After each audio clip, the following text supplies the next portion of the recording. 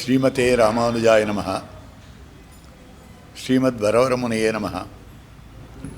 தாழ்வொன்னில்லா அமரை தாழ்ந்து தல முழுதும் கலியே ஆழ்கின்ற நாள் வந்தளித்தவன் காண்மின் அரங்கர் மௌலி சூழ்கின்ற மாலையைச் சூடிக் கொடுத்தவள் தொல்லருளால் வாழ்கின்ற வள்ளல் இராமானுசனென்னும் மாமுனியே.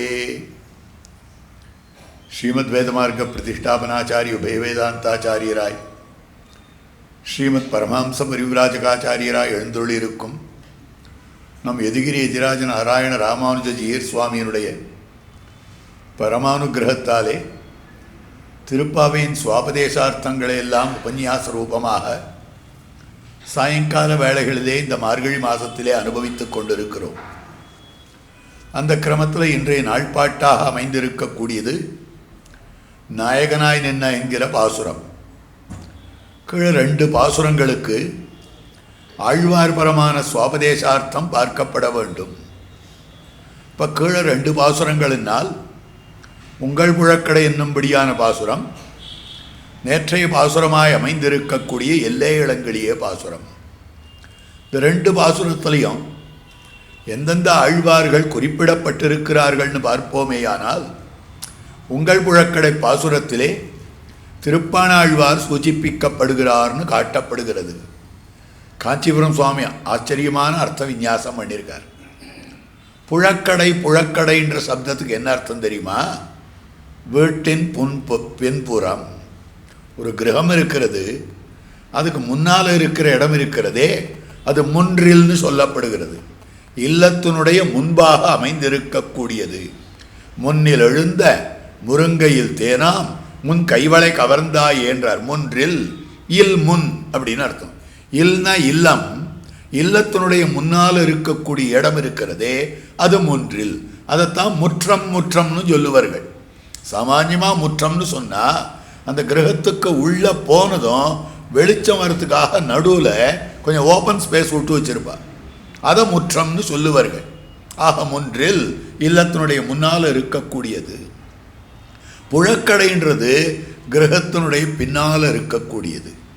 இப்போ சாமான்யமாக வாசல் வழியாக வரத்தக்கவர்கள் சில பேரை வரவிடுவார்கள், சில பேரை வாசல் வழியாக வரவிட மாட்டார். நீ பின்பக்கம் வந்து நெல்லு அப்படின்னு சொல்லுவார். அப்போது தங்களை தாழ்ந்தவர்கள்னு யார் நினைக்கிறார்களோ அவர்கள் பின்பக்கம் வருவார். அப்போ திருப்பாணாழ்வார் தம்மை எப்படி நினைத்தார் என்னால் தாழ்ந்தவர்னு நினைத்தார். அவர் அந்திய ஜாத்தியர்னு நினைத்தார். பாணர் குலத்திலே உதித்தவராக அமைந்திருக்கக்கூடியவர். அப்போ தம்மை தாழ்ந்தவர்னு நினைத்து கொண்டிருந்தபடியாலே அவர் எப்பவும் புழக்கடையில் இருந்தாரே ஒழிய வாசல் பக்கம் வந்தவரே கிடையாது. அதனாலே அவர் தெரிவிக்கக்கூடிய விஷயம், அதனால்தான் அவர் திருவரங்கத்தெம்பெருமானை சேவிக்க வேண்டும் என்னால் ஸ்தோத்திரம் பண்ணுவார். திருவரங்க விமானத்தை பார்த்து ஸ்தோத்திரம் பண்ணுவார். திருமஞ்சன காவேரி கரையிலே இருந்து கொண்டு சன்னதிக்குள்ள போகாமலேயே இருந்தார். அவரை லோகசாரங்க மகாமுனிகள் நீர் வாரும் சன்னதிக்குள்ள போக வேண்டும் என்று சொல்ல, திருவரங்கத்து மண்ணை நான் மிதிப்பதாவது, நான் எவ்வளவு நீச்சன். ஆக ஞானம் இல்லை, பக்தி இல்லை, வைராக்கியம் இல்லை, அதனால நைச்சியம், ஜென்மனா நைச்சியம், என்னுடைய பிறவியே தாழ்ந்ததாக அமைந்திருக்கக்கூடியது. அப்படி இருக்கிற போது நான் எப்படி அந்த மண்ணை மிதிப்பேன் அப்படின்னு சொல்லிக் கொண்டிருந்தவரானபடியாலே உங்கள் புழக்கடை தோட்டத்து வாவியுள் அப்படின்னு தெரிவித்திருக்கக்கூடிய புழக்கடை என்ற வார்த்தையானது அப்படி காட்டப்படுவதாக அமைந்திருக்கக்கூடியது. அதுக்கு மேலே எங்களை முன்னம் எழுப்புவான் வாய் பேசும் நங்காய், ரொம்ப அழகான அர்த்தம். இங்கே காஞ்சிபுரம் சுவாமி ரொம்ப ஆச்சரியமாக காட்டியிருக்கார். எங்களை பாகவதர்களை முன்னம் முதலிலேயே எழுப்புதல்னாக்க எழும்படியாக பண்ணுதல், உயர்த்துதல். உயர்த்துகிறேன்னு பேசிட்டு உம்ம அனுஷ்டானம் எப்படி இருக்குன்னா விருத்தமாக இருக்குது. பாசுரத்தில் அப்படி தானே, எங்களெல்லாம் முன்னால் எழுப்புறேன்னு சொல்லிட்டு வாய் அந்த மாதிரி பேசினாய், வாய் பேசும் நங்கா இன்னும் தூங்கிட்டு இருக்கிறாய் நீ. அப்ப எங்களை எழுப்புவதாக பேசிவிட்டு நீ இன்னமும் உறங்கிக் கொண்டிருக்கிறாய். அதே போல எங்களை முன்னம் எழுப்புவான் வாய் பேசும். திருப்பாணாழ்வார் முதல்ல எங்க அந்த மாதிரி எழுப்புறேன்னு பேசினார்? முதல்ல அதுதான் பேசினார். அமலநாதிபிரான் அடியார்க்கென்னை ஆழ்படுத்த விமலன், அடியவர்களுக்கு நான் அடியவன்னு சொன்னார். எம்பெருமான் என்ன பண்ணினான் தெரியுமா? என்னுடைய நைச்சியத்துக்கு அனுகுணமாக தன்னுடைய ஏத்தத்தை காண்பித்தான். பார்க்கிறார், அந்த எம்பெருமானுடைய சுத்தியோகத்தை பார்த்தார். அந்த எம்பெருமான் எப்படி அமைந்திருக்கிறான்? யார் யாரோடு அவன் சம்பந்தப்படுகிறானோ, அவனோடு யார் யார் சம்பந்தப்படுகிறார்களோ அவ அத்தனை பேரையும் சுத்தர்களாக்கக்கூடியவன். இதுதான் அமலன்ற சப்தத்துக்கு அர்த்தம். அமலன்னா தோஷமில்லாதவன் அர்த்தம். தோஷமில்லாதவன்னா என்ன? தோஷமில்லாதவன் வியாபியகத தோஷமில்லாதவன். ஒரு பொருளுக்குள்ளேயும் பகவான் வியாபித்திருக்கிறானே, அந்த பொருளுடைய தோஷமெல்லாம் பகவானிடத்திலே ஒட்டுமா? இப்ப நாம போய் ஒரு இடத்துல அழுக்கு தண்ணீர் இருக்கிறது, அதுல போய் குளிக்க ஆரம்பிக்கிறோம். அப்ப நம்ம சரீரத்துல அந்த துர்கந்தம் ஒட்டிக்கிறது, அந்த அழுக்குகள் ஒட்டிக்கிறது, அந்த ஆபாசங்கள் ஒட்டிக்கிறது எல்லாம் ஆகிறது. ஒரே தும்பும் தூசியுமாக இருக்கக்கூடிய டஸ்ட் இருக்கக்கூடிய ஒரு அறைக்குள்ளே இல்லத்துக்குள்ள போனோம்னா நாமே டஸ்டா போயிடுறோம். அப்ப நமக்கு வியாபியகத தோஷம் இருக்கிறது. இப்ப இந்த பிரபஞ்சத்தில் இருக்கக்கூடிய பொருள்கள் எல்லாம் சத்வரஜஸ்தமோ குணங்கள் மிஸ்ர சத்துவமாக இருக்கிறது. அப்ப இதுக்குள்ள பகவான் இருக்கிறான்னா இந்த பொருளுக்குண்டான மாற்றங்கள் என்னென்ன உண்டோ அது மொத்தம் பகவான் தலையில விழும். இந்த மேஜைக்குண்டான தோஷம் என்னென்ன உண்டோ அது மொத்தம் பகவான் தலையில விழும். ஆத்மாவுக்குள்ள பகவான் இருக்கிறான் என்னால் ஆத்மாவுக்கு இருக்கக்கூடிய ஸ்வபாவ விகாரம் ஞானத்தினுடைய ஏற்றத்தாழ்வு மொத்தம் பகவான் தலையில விழும். ஒரு பொருளுக்குள்ளேயும் வியாபித்திருக்கிறான் என்றால் அந்த பொருளுடைய குணம் அவனிடத்துல வந்து விடுமே. நாம எந்த இடத்துல இருக்கிறோமோ அந்த இடத்தினுடைய குணம் நம்மை ஆக்கிரமிக்கும். அந்த மாதிரி பகவான் இருக்கிறானே, எல்லாவிடத்திலேயும் வியாபித்திருக்கிறான். அந்தர் பகிஷ்ட தத் சர்வம் வியாபிய நாராயணஸ்திதா. அப்படி இருக்கிற பொழுது பகவானுக்கு அந்த தோஷங்கள் தட்டாது. நாம இந்த சரீரத்தில் இருக்கிற போது இந்த சரீரம் பண்ணும்படியான பாப புண்ணிய ரூபங்களான விஷயங்களை அனுபவிக்கும்படியான ஒரு தௌர்பாகியம் இருக்கிறது. அப்ப அந்த தோஷம் நம்மிடத்துல தட்டுறது. அப்ப பகவான் நமக்குள்ள வியாபித்திருக்கிறானே, இந்த சரீரத்துக்குள்ளே இருக்கிறானே பகவான், சரீரகதமான தோஷங்கள் பகவான் ஆகிற ஆத்மாவுக்கு உண்டா? ஆத்மாவுக்குள்ள பகவான் இருக்கிறானே, ஆத்மாவுக்கு ஒட்டும்படியான பாப புண்ணியங்கள் பகவானுக்கு ஒட்டுமானா ஒட்டாது. அதனால்தான் அமலன்னு சொல்றார். எம்பெருமானார் சரணாகதி கத்தியம் ஆரம்பிக்கிறார். அகிலஹேய பிரத்யநீக கல்யாணைக தானா. எந்த விதமான ஹேய குணங்களும் இல்லாதவனாக இருக்கிறான். எல்லா விதமான கல்யாண குணங்களுக்கும் இருப்பிடமாக இருக்கிறான். இதுக்கு பேர் தான் உபயலிங்கம்னு பேர். உபயலிங்கம்னா ரெண்டு அடையாளம். பகவான்ற தத்துவத்துக்கு இருக்கக்கூடிய ரெண்டு அடையாளம் என்ன தெரியுமா? ஒரு விதமான தாழ்ச்சியும் அவன் பக்கத்திலேயே வராது. எல்லா விதமான நன்மைகளும் அவனிடத்திலே இருக்கிறது. அகிலேய பிரத்யநீக கல்யாணைக்க தானான்னு சொல்லப்படுறது. அதனால உபயலிங்க விசிஷ்டன். லிங்கம்னு சொன்னா பரமசிவனாருடைய அடையாளம். அப்படின்னா வைஷ்ணவாளுக்கு லிங்கம் ஏது? கிடையாது. ஸ்ரீ வைஷ்ணவா லிங்க பூஜை பண்றாளா? மற்றவாள்லாம் பண்ணுவார்கள். பஞ்சாயத்தன பூஜை, அதில் குமாரனுக்கு பூஜை பண்ணுவா, கணபதிக்கு பூஜை பண்ணுவா, லிங்கத்துக்கு பூஜை பண்ணுவா, துர்கைக்கு பூஜை பண்ணுவா, விஷ்ணுவுக்கு பூஜை பண்ணுவா. விஷ்ணு பஞ்சாயத்தனம்னு சொல்லுவா, லிங்க பஞ்சாயத்தனம்னு சொல்லுவா, சுப்பிரமணிய பஞ்சாயத்தனம்னு சொல்லுவா. இந்த பஞ்சாயத்தன பூஜைகள்லாம் அவள் வச்சுட்டு இருக்க ஸ்மார்த்த சம்பிரதாயத்தில் கொண்டு இருக்கிறார்கள். சைவர்கள் லிங்க பூஜை பண்ணுவார்கள். ஆனால் வைஷ்ணவா லிங்க பூஜை பண்ண மாட்டாளே அப்படின்னா, அவளுக்கெல்லாம் ஒரு லிங்கம்தான், வைஷ்ணவாளுக்கு ரெண்டு லிங்கம்னுட்டான். உபயலிங்கம். இந்த இடத்துல லிங்கம்ன்ற சப்தத்துக்கு பரமசிவனாருடைய மூர்த்தி ரூபம் இல்லை. லிங்கம்ன்ற சப்தத்துக்கு அடையாளம்னு அர்த்தம். பரம்பொருளுக்கு இருக்கக்கூடிய ரெண்டு அடையாளங்கள் எந்த விதமான தாழ்ச்சி அந்த பரம்பொருளத்தில் தொடவே தொடாது. எல்லா விதமான நன்மைகளும் அமைந்திருக்கின்றன. இது ஆச்சரியமான விஷயம். ஒரு ஆச்சாரியன் உபனிஷத் பாடம் சொல்லிட்டு இருந்தார் குழந்தைகளுக்கு. சிஷ்யாலாம் கேட்டு இருந்தார்.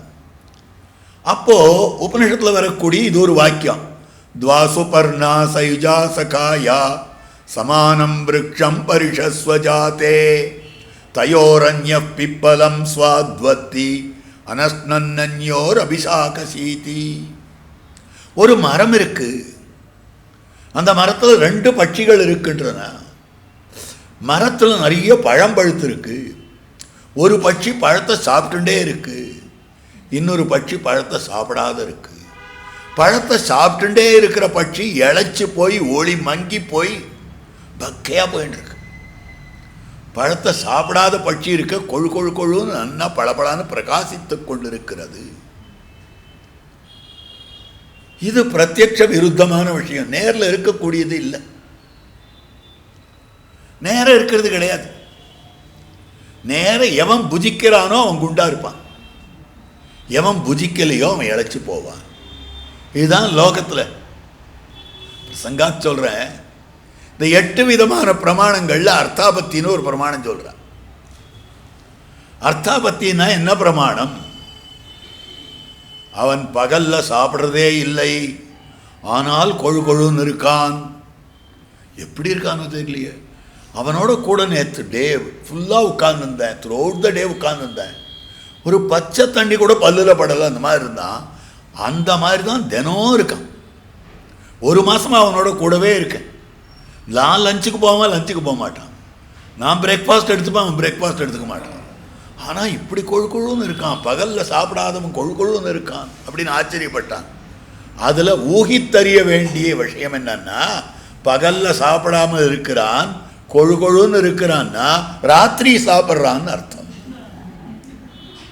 அதான் அர்த்தம். எல்லாத்தையும் சேர்த்து ராத்திரி சாப்பிட்றான் அப்படின்னு சொல்லும்படியான விஷயமாக அமைந்திருக்கு. இதுக்கு பேர் அர்த்தாபத்தின்னு பேர். ஊகம், ஊகித்து அறிதல். அனுமானம் வேற, ஊகம் வேற. தெரிந்ததை கொண்டு தெரியாததை அனுமானித்துக் கொள்ளுதல் அனுமானம். மலை மேல புகை வருது, அதனால நெருப்பு இருக்கிறது. ஆனா இது அப்படி இல்லை. பகல்லாம் சாப்பிட்றதே இல்லை, ஆனாலும் கொழுத்து இருக்கிறானே எப்படி? வழியே தெரியாது, ராத்திரி சாப்பிட்றான்னு ஆறுது. அந்த மாதிரி அமைந்திருக்கக்கூடியது 2 பட்சிகள்ல ஒரு பட்சி சாப்பிடாதையே இருக்கிறது, ஆனால் கொழு கொழுன்னு இருக்கு. இந்த பட்சி பகல்ல மட்டும் சாப்பிடாது இல்லை, ராத்திரியும் சாப்பிட்றது கிடையாது. பகல் இரவு 2லும் உண்ணாமல் இருந்தும் கூட பிரகாசித்துக் கொண்டிருக்கிறான். ஆனால் பகல் இரவு 2ஐயும் உண்டு கொண்டும் அந்த பட்சியானது ஒளி மங்கிக் கொண்டிருக்கிறது. இது என்ன விஷயம் காட்டுறதுன்னா, இது சாதாரண மரம் இல்லை, சாதாரண பழம் இல்லை, சாதாரண பட்சி இல்லை. இந்த சரீரம் தான் இந்த மரம். இந்த சரீரத்துக்குள்ள 2 பட்சி இருக்கு. இந்த உடம்புக்குள்ள 2 பட்சி இருக்கு. ஒன்று ஜீவாத்மான்ற பட்சி, இந்த சரீரம் பண்ணக்கூடிய பாப்ப புண்ணியங்களுடைய பலனை அது என்ஜாய் பண்ணிட்டு இருக்கு, இல்லை அது அனுபவிச்சுட்டு இருக்கு, அது துக்கப்பட்டு இருக்கு. அதனால திரும்பி திரும்பி இந்த அனுபவத்தினாலே இந்த ஆத்மாவுக்கு ஒளி மங்கி போகிறது. ஆனால் அது கூடவே இன்னொரு பட்சி இருக்கும் இல்லையோ, அந்த பட்சி பரமாத்மாவாச்சே. அந்த பரமாத்மாவாகிற பட்சிக்கு இந்த கர்மத்தோட சம்பந்தமே கிடையாது. நமாம் கர்மாணி லிம்பந்தி நமே கர்ம பலே ஸ்பிருஹா, கீதாச்சாரியன் சொல்றார்.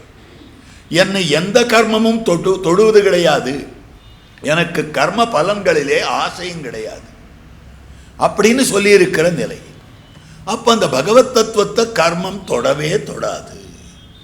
அதனால கர்ம பலானுபவமும் கிடையாது. இந்த கர்மம் அந்த பகவானை தொடாது, இந்த கர்மம் இந்த ஜீவாத்மாவை தொடர்றது. ஆச்சாரியன் நன்னா விவரிச்சுன்னு வர்றார். உபயலிங்காதிகரணத்தை அவ்வளவு அழகாக காட்டின்னு இருக்கு. இதை கேட்டதும் சிஷ்யன் தலையை கொண்டுட்டான். இன்னும் ஒத்து வரல. ஏன் ஒத்து வரல? ஆச்சாரியன் என்னப்பா இப்படி முகத்தை தொங்க போட்டுன்ட்ட? சுவாமி, இதில் எனக்கு உடன்பாடு இல்லை. தைரியமாக சொன்னா ஆச்சாரியன் இடத்துல. ஏன்பா உடன்பாடு இல்லை? நானும் நீர் 2 பேருமே பக்கத்தில் இருக்கிற குளத்தில் குளிச்சா நான் நனைவன், நீர் நனைய மாட்டீரா? 2 பேரும் தான் நனைவோம் அப்படின்னார். இது கார்த்திகை மாதம் கடைசியில் நடந்த பாடம். அதுக்கப்புறம் மார்கழி மாதம் தனுர் மாதம் ஃபுல்லி எங்கேஜ்டு, பாடம் 1 மாதத்துக்கு லீவுன்னுட்டார். ஆனால் ஒவ்வொரு நாளும் இந்த குழந்தைகள் வரணும், ஆச்சாரியின் திருமாளிக்கு வரணும், தினப்படி திருப்பாவை சேவாலம் பண்ணணும், எல்லாம் இருக்குது, உபன்யாசம் கேட்கணும், எல்லாம் உண்டு. அப்போது கூடார வெல்லும் சீர்பாசுரம் வந்தது. ஆச்சாரியன் அன்னைக்கு என்னச்சே இன்னைக்கு பெருமாளம் செய்த மாதிரி அவ்வளவு பிரசாதம் பண்ணினார்.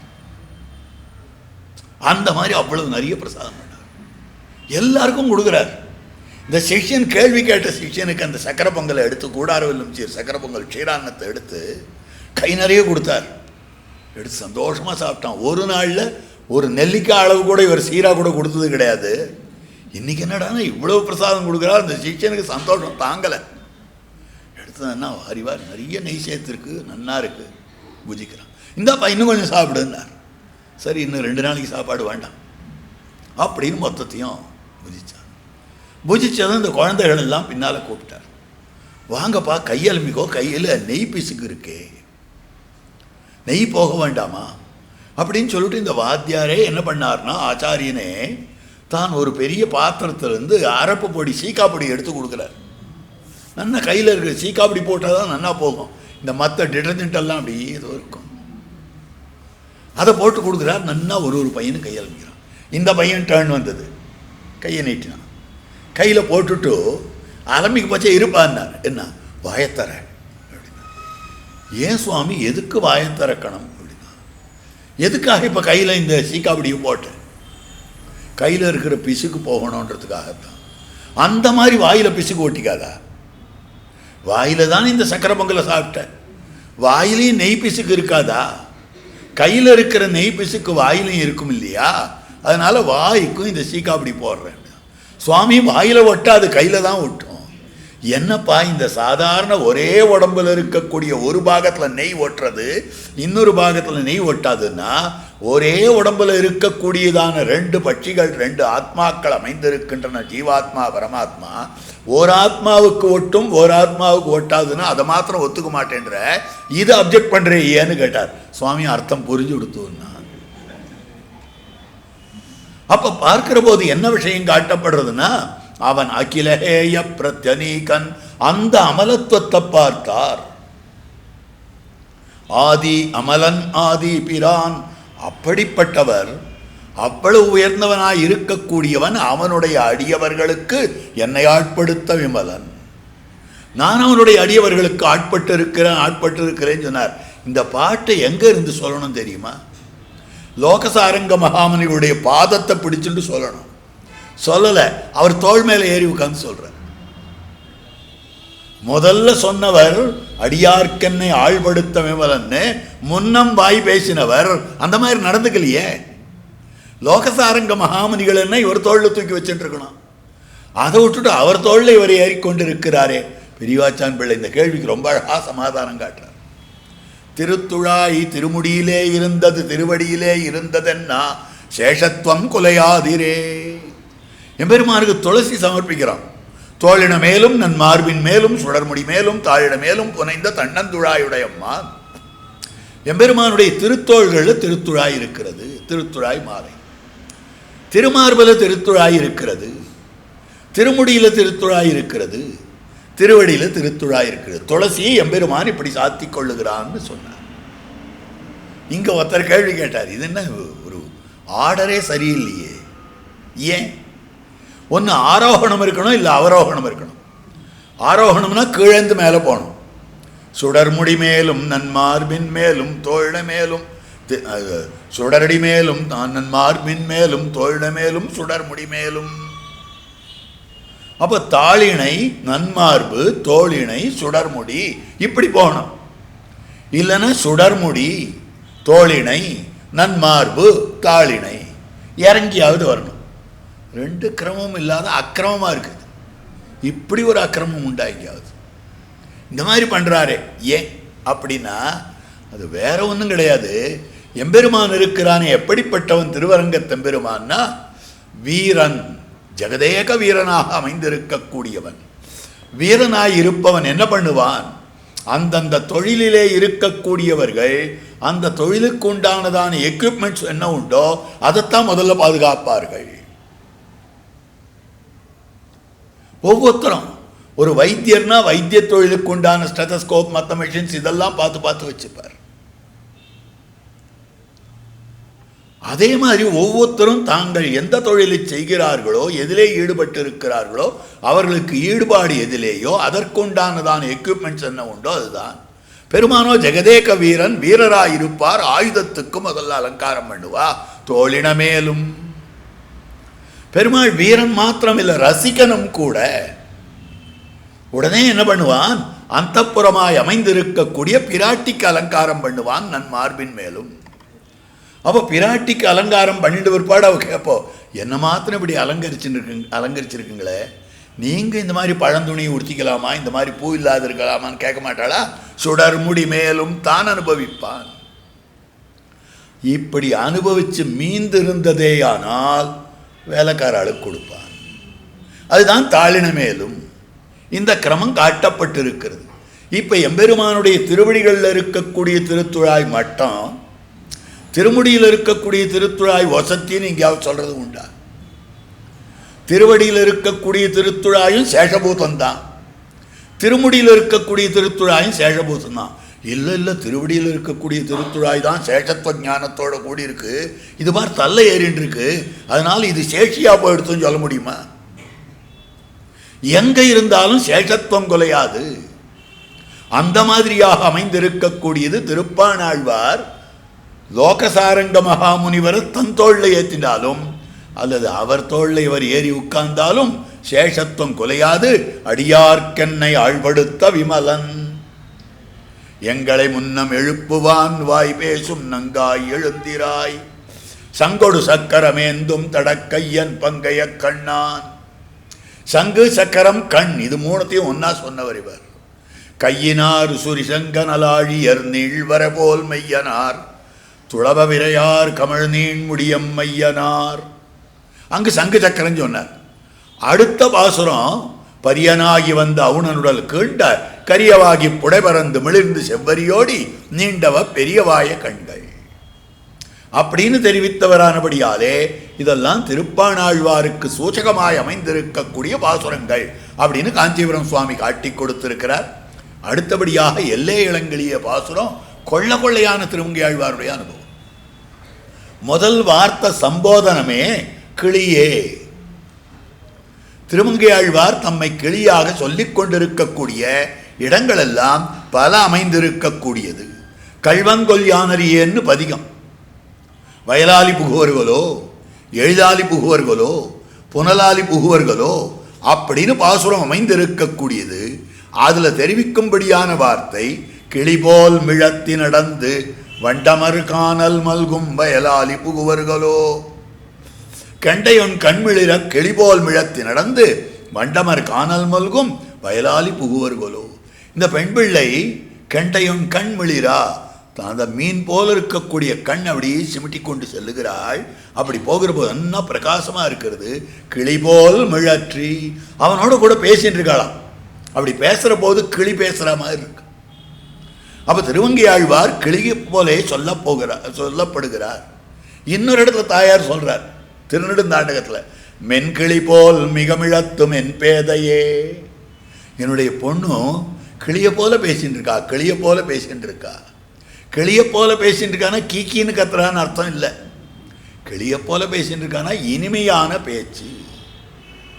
கிளியனுடைய பேச்சானது இனிமையாக அமைந்திருக்கக்கூடியதுன்னு சொல்லும்படியான விஷயமாக அமைந்திருக்கு. சாதாரணமாக பொண்ணு எப்படி இருக்கா, கிளி போல இருக்கா அப்படின்னா, சரி உடம்பு பச்சையாக இருக்கும்போது இருக்குது, மூக்கு செவந்து இருக்கும்போது இருக்குது. இப்படி ஒரு பொண்ணு இருந்தது யாராவது கல்யாணம் பண்ணிப்பாளா பாவம்.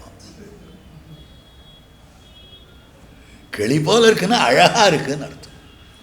அழகுக்கு மாத்திரம்தான், பசுமைக்கும் வாய் சிவந்திருக்கும் தன்மைக்கும்னு இல்லை, அழகுக்கு. அதே போல கிளி போல பேசுகிறான்னு சொன்னால் கிளிமொழியாள் அலத்திய சொல், அணிமழலை கிளிமொழியாள் அலத்திய சொல்.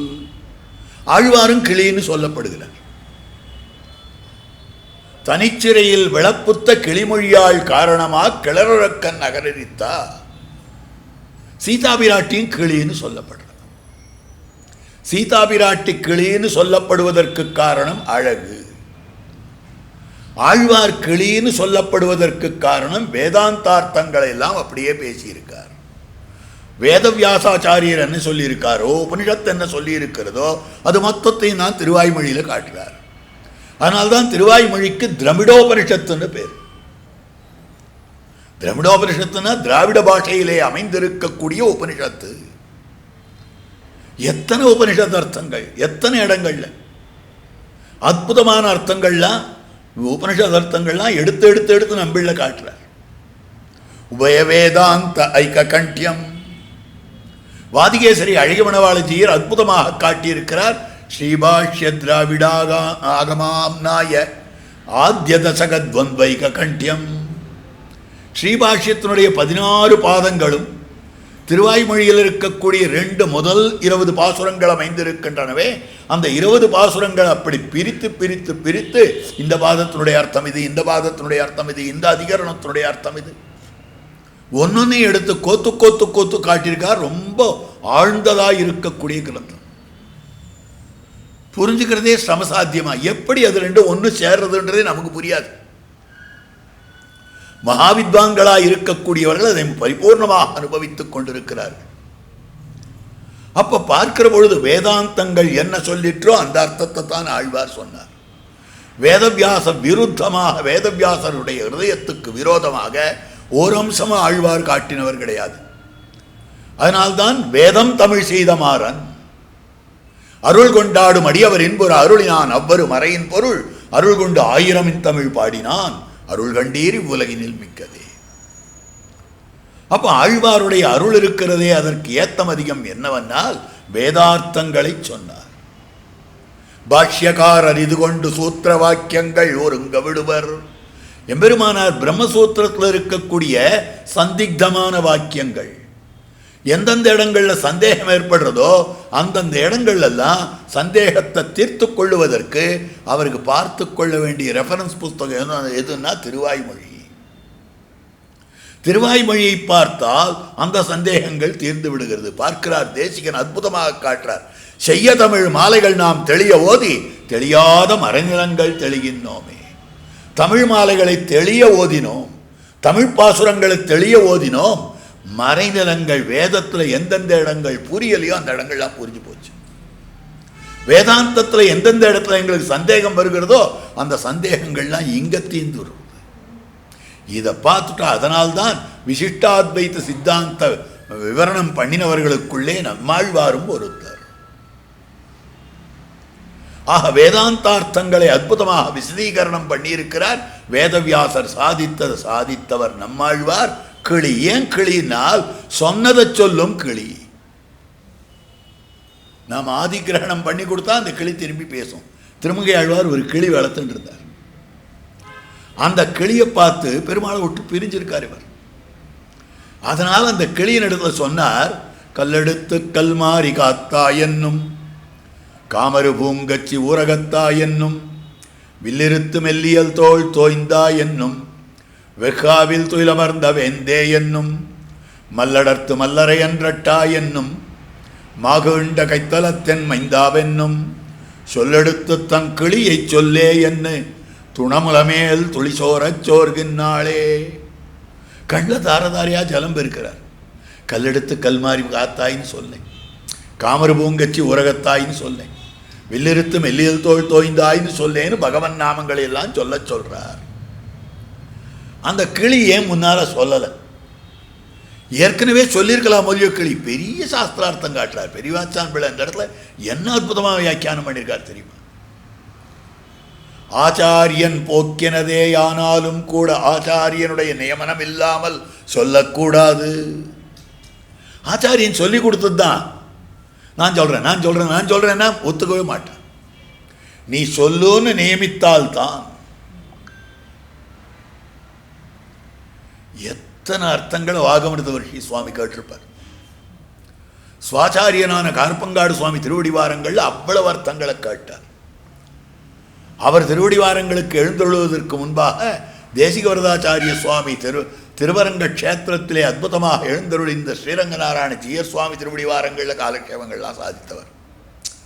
அப்போவெல்லாம் ஓரட்சரம் வாயை திறக்கலை அவருடைய சரித்திரத்தில். திடீர்னு ஒரு நாள் 25 திருநட்சத்திரத்துக்கு பிறகு திடீர்னு ஒரு நாள், நாளைக்கு நீ உபன்யாசம் சொல்லணும்னு நியமிச்சாராம். என்ன விஷயம்னு கேட்டால் ஆண்டாளும் கண்ணனும் அன்னைக்கு சொல்ல ஆரம்பித்தார். இதுதான் ஆச்சாரியன் நியமனம் இல்லாமல் சொல்லலாகாது. திருமங்கை ஆழ்வார் காட்டுறார். அந்த கிளி காட்டித்து திருமங்கை ஆழ்வார் ஏற்கனவே முகத்தை தொங்க போட்டுருக்கார். பெருமாள் இல்லையே பெருமாள் இல்லையேன்னு உராவி கிடக்கிறார். அந்த கிளிக்கு அவரை விட துக்கம் அதிகம். ஏன்னா எங்க சுவாமி இப்படி கஷ்டப்படுறாரே, எங்க திருமங்கை ஆழ்வார் கஷ்டப்படுறாரே, எங்க பரகால நாய்க்கு இப்படி கஷ்டப்படுறாளே அப்படின்னு அந்த கிளிக்கு ரொம்ப துக்கமா இருக்கும். இது நம்ம பார்க்கலாம். அநேக கிரகங்களில் பெட்டு வளர்க்கிறான். இந்த வளர்க்கும்படியான பெட்டு இருக்க, எஜமானன் உற்சாகமா இருந்தால் அதுவும் உற்சாகமா விளையாடும். எஜமானன் முகத்தை தொங்க போட்டுருந்தா அதுவும் தொங்க போட்டுக்கும். அந்த மாதிரி தான் இங்கே கிளியும். அது உராவி கிடந்தது. இப்போ எஜமானுக்கு சந்தோஷப்படுத்துவதற்காக நாம பகவன் நாமன் சொல்லணும்னு அந்த கிளி தானே சொல்லலையே. ஏன்னா ஆச்சாரியன் போக்கினதே ஆகிலும் ஏற்கனவே சொல்லி வச்சிருக்காரே. ஆச்சாரியன் சொல்லிக் கொடுத்ததாக இருந்தாலும் கூட நீ சொல்லுன்னு சொல்லாமல் இருக்கிற போது சீட்சன் சொல்ல மாட்டான். அதனால்தான் சொல்லெடுத்து தன் கிளியை சொல்லே, என் கிளியை சொல்லேன்றார். அடுத்தது அந்த கிளி என்ன பண்ணி தெரியுமா? அடுத்த பாசுரம், முளைக்கதிரை குறுங்குடியுள் முகிலை மூவா மூலகம் கடந்த பால் முதலாய் நின்னா அளப்பரிய வாரமுதையரங்கமேய அந்தணனை அந்தணர்தம் சிந்தையானை விளக்கொளியை மரதகத்தை திருத்தண்காவில் வெக்காவில் திருமாலை பாடக் கேட்டு வளர்த்ததனால் பயன் பெற்றேன் வருகவென்று மடக்கிளியை கைகூப்பி வணங்கினாளே. தான் வளர்த்த கிளியை கை கூப்புறாராம். உன்னை வளர்த்ததனால் பயன் பெற்றேன்.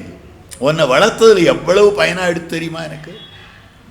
நான் சொன்னபடியே சொல்றீங்க. கல்லெடுத்து கல்மாரி காத்தாய் காமரு பூங்கச்சி உரகத்தாய் என்ன அடைவல சொல்லி கொடுத்தனோ அப்படியே சொல்றேன். நீ கிளியே வளர்த்ததனால் பயன் பெற்றேன். இது திருமங்கையாழ்வார் வளர்த்த கிளி. ஆனால் திருமங்கையாழ்வாரே ஒரு கிளி, ஆண்டாளே ஒரு கிளி. மதிப்புடைய சோலை கிளி, மதிப்புடைய சோலை கிளின்னு ஆண்டாளை தெரிவிக்கக்கூடிய விஷயம் இருக்கட்டும்.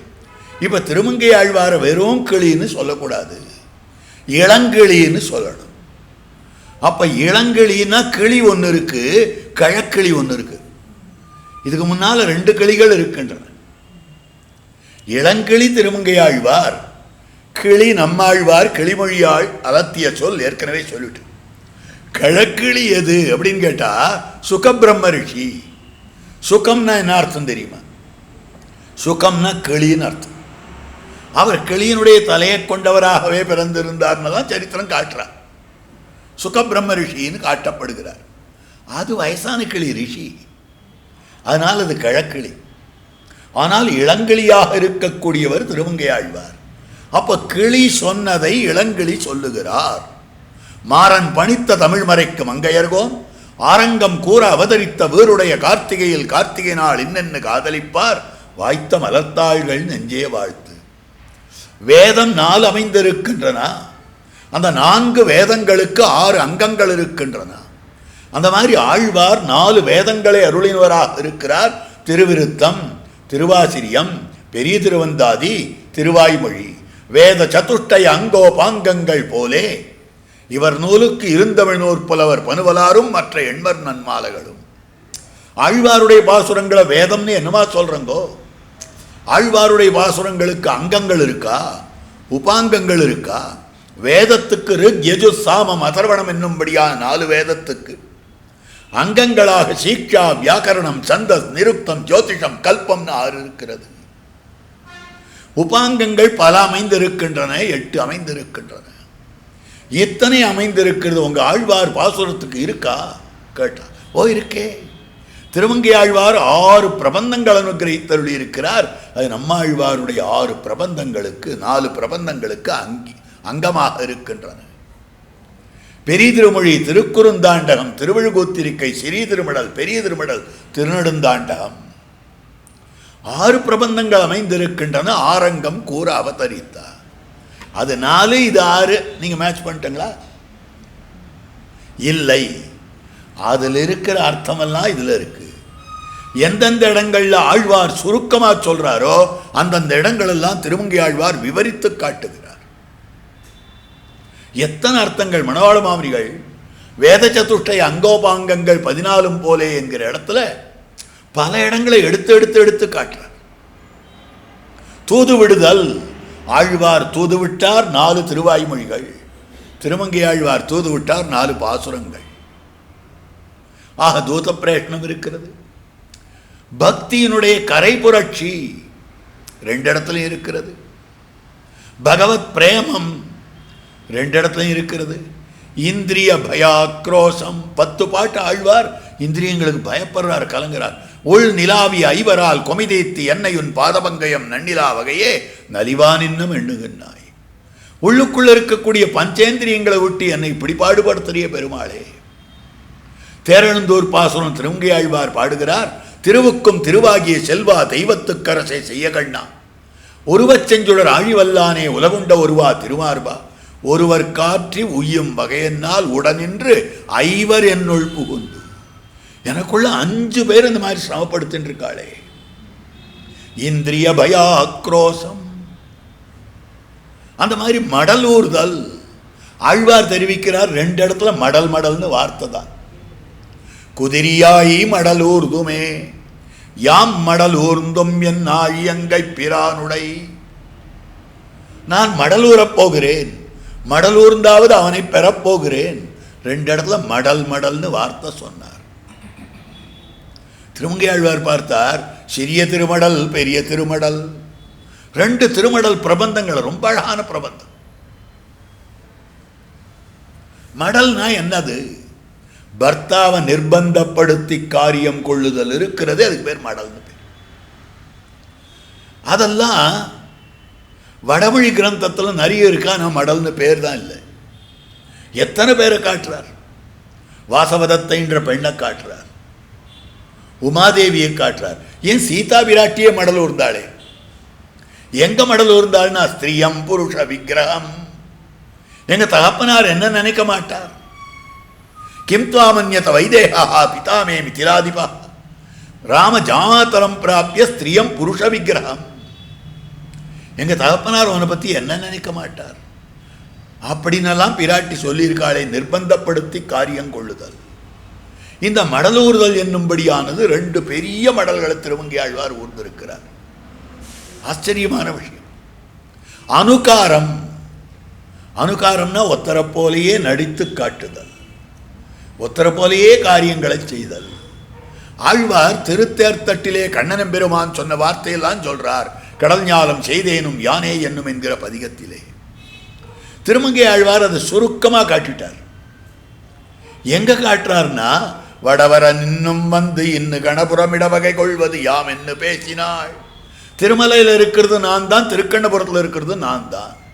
அங்கு நான் நான் நான் நான் என்று பற்பல இடங்கள்ல ஆழ்வார் காட்டியிருக்கார். யானே யானே யானேன்னு. இங்க யானேன்னு ஒரே இடத்துல காட்டியிருக்கார், அல்லது 2 இடத்துல காட்டியிருக்கார். அப்போ ஆழ்வார் விவரித்து சொன்னது திருமங்கை ஆழ்வார் சுருக்கி சொல்லுவர், ஆழ்வார் சுருக்கி சொன்னது திருமங்கை ஆழ்வார் விவரித்து சொல்லுவர், ஆழ்வார் சொன்னபடியே அப்படி சொல்லுவர். பெண் பாவனையில ஆழ்வாரும் பாடினார், திருமங்கை ஆழ்வாரும் பாடினார். தோழிப்பாசுரங்களாக ஆழ்வாரும் பாடியிருக்கிறார், திருமங்கை ஆழ்வாரும் தோழியோடு விருத்த கீர்த்தனம் பற்ற பாசுரம். தாய்ப்பாசுரமாக ஆழ்வாரும் பாடினார், திருமங்கை ஆழ்வாரும் பாடினார். அப்ப எல்லா விதத்தாலும் ஆழ்வாரோடு ஒத்துப்போகிறபடியாலே ஆழ்வாருடைய பாசுரங்களுக்கு ஆரங்கம் வகுத்தவர் திருமங்கை ஆழ்வார் அப்படின்னு அர்த்தம் காட்டப்பட்டிருக்கக்கூடியது. அதனால் திருமங்கை ஆழ்வார் இளங்கிளி, எல்லே இளங்கிளியே இன்னமுறங்குதியோ, சில்லென்ற அழையல் மின் நங்கமீர் போதருகின்றேன், வல்லையுன் கட்டுரைகள். கட்டுரைகள் நன்னா பேசுவதிலே சாமர்த்தியசாலி. திருமங்கை ஆழ்வாருடைய பேச்சு சாமர்த்தியம் யாருக்கும் வராது. ஏன் வராதுன்னா 4 கவி பெருமாள்னு பேர் அவருக்கு.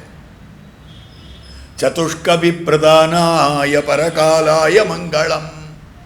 4 கவிகளையும் தந்தவராக அமைந்திருக்கக்கூடியவர். 4 கவிகள்னா என்ன? ஆசுகவி, சித்திரகவி, விஸ்தார கவி, மதுர கவி. இதுதான் வல்லையுன் கட்டுரைகள். சாமர்த்தியம். நன்றாக கட்டு உரைகள், பாசுரம் கட்டி உரைக்கக்கூடிய சாமர்த்தியம் அவருக்கு இருக்கிறது. எப்படி சொல்ல முடியும்? ஆசுகவி, கவி பாடுன்னு சொன்ன அடுத்த க்ஷணம் பாடக்கூடிய நிலை. அதுதான் விரோதி நிரசனசீலம். மேல வல்லானை கொன்றானை, மாற்றாரை மாற்றழிக்க வல்லானைன்னு இருக்கு. விரோதிகளை அழிக்கக்கூடியவர், விரோதிகளுடைய விரோதத்தை அழிக்கக்கூடியவர். அதுக்கும் சேர்த்து இந்த இடத்துல சொல்லலாம். ஆசுகவி, உடனே பாடுன்னு சொன்னதும் பாடுறான். அவளுக்கெல்லாம் ஆசுகவிகள்னு பேர். பல பேர் இருந்திருக்க. சொல் என்ன சொன்னாள் நங்காய், மெய்யே கட்டுவிச்சு சொல் என்ன சொன்னாள் நங்காய். சொல்லுன்னு சொன்னதும் உடனே சொல்லிவிட்டோம். அவன் தான் ஆசுகவியாக இருக்கக்கூடியவன். இப்போ ஆசுகவி திருமங்கையாழ்வார்னா எப்படி சொல்ல முடியும்?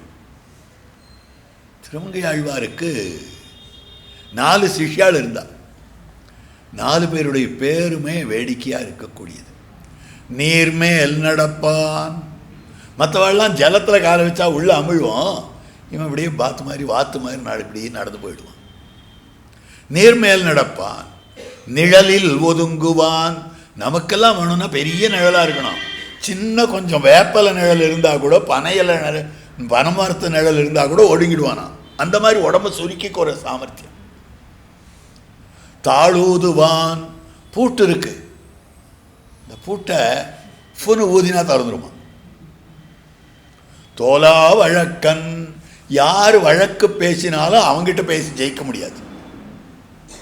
அந்த மாதிரி இருக்கக்கூடியவன். இந்த 4 சிஷ்யர்கள் இவர் கூட இருந்துட்டு.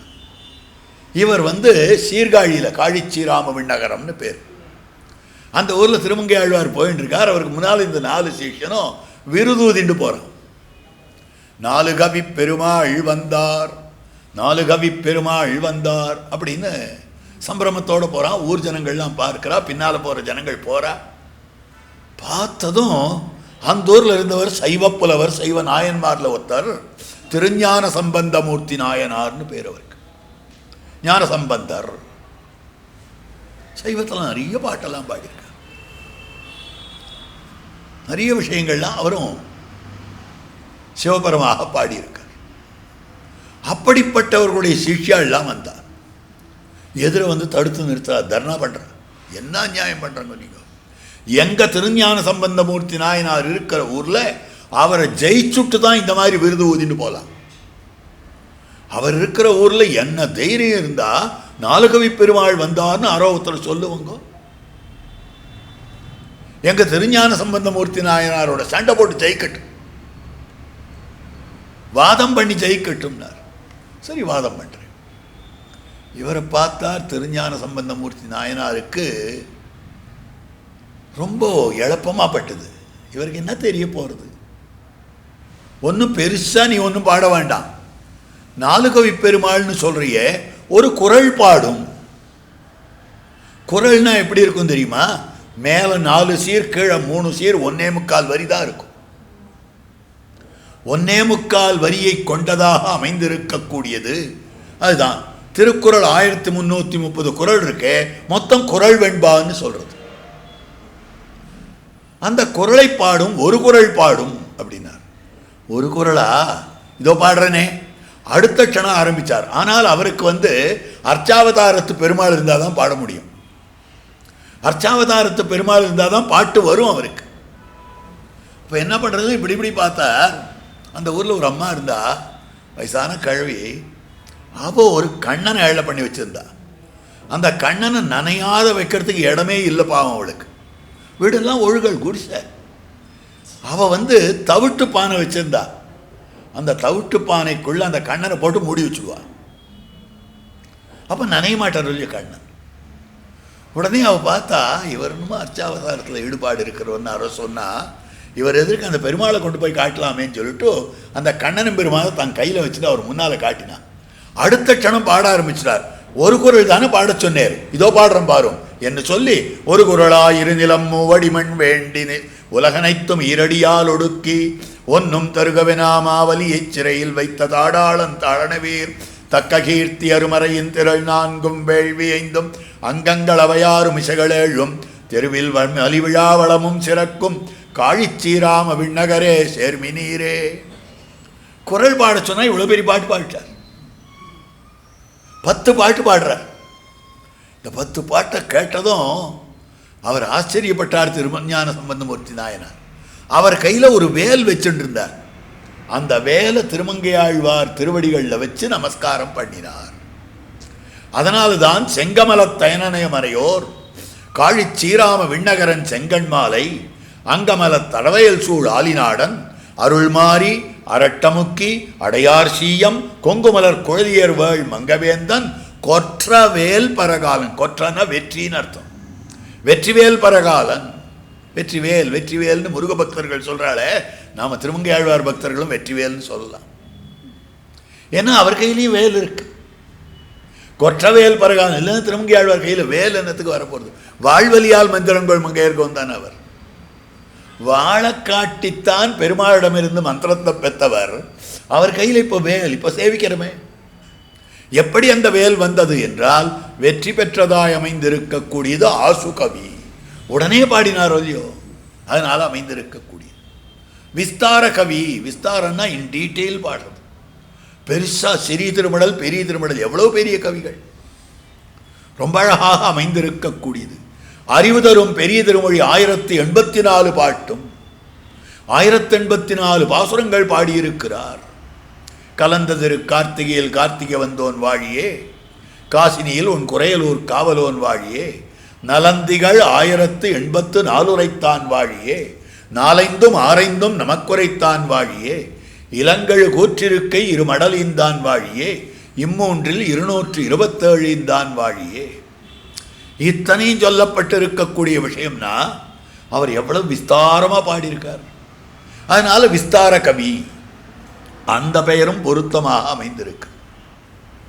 அடுத்தபடியாக பார்ப்போமேயானால் சித்திரகவி. சித்திரகவின்னா அந்த காலத்தில் சித்திரத்தை போலேயே கவி இருக்குமா. திருக்குடந்தை எம்பெருமான் அவன் நேர பரமபதத்திலிருந்து தேரில் வந்து இறங்கினான். திருக்குடந்தை எம்பெருமானுடைய அற்புதமாக அமைந்திருக்கக்கூடிய அந்த கர்ப்ப கிரகத்தை சேவித்தோமேயானால் தெரியும். கர்ப்ப கிரகத்தில் குதிரை பூட்டப்பட்டிருக்கும், யானை பூட்டப்பட்டிருக்கும். அது மாத்திரம் இல்லை, அந்த கர்ப்ப கிரகத்தில் அடியில் சக்கரமும் தெரியும்.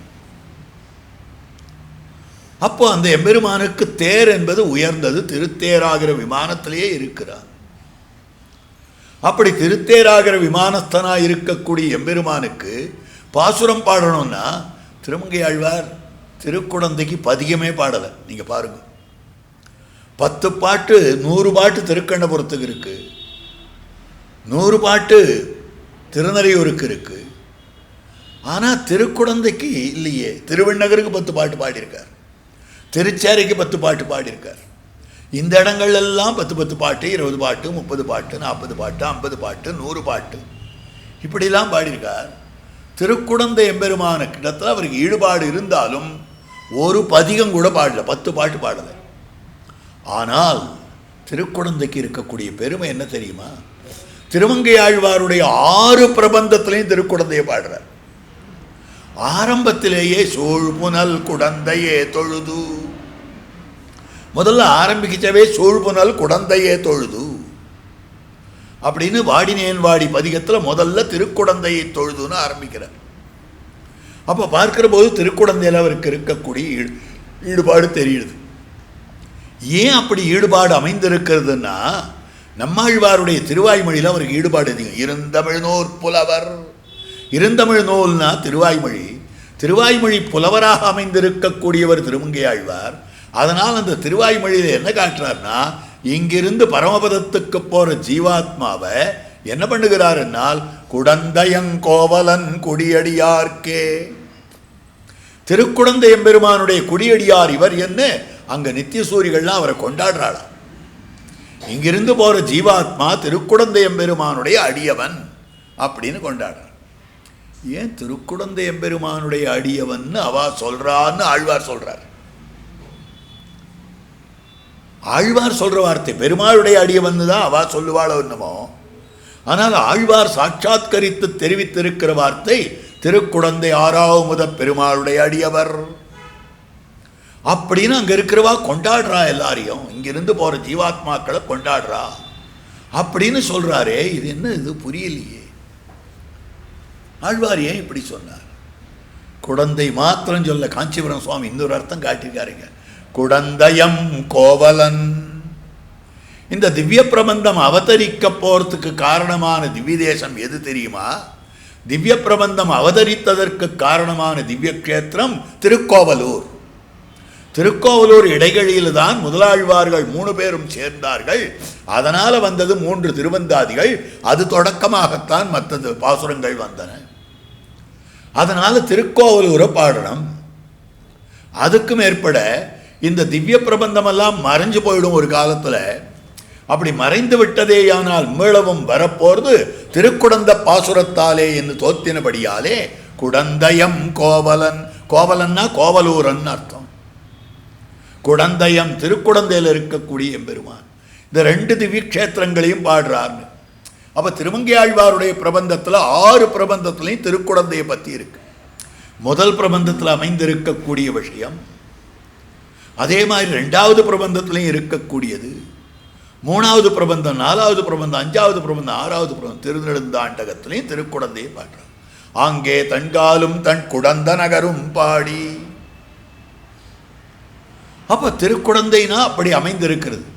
அப்போ பார்க்கிறார், திருக்குடந்தைக்கு பதிகம் பாடலைன்னு யாரும் கட்டப்படாதங்கோ, பிரபந்தமே பாடியிருக்கார். திருவிழுக்கூத்திருக்கைன்னு அற்புதமான பிரபந்தம். அந்த பிரபந்தம் சித்திரகவியில் வருது.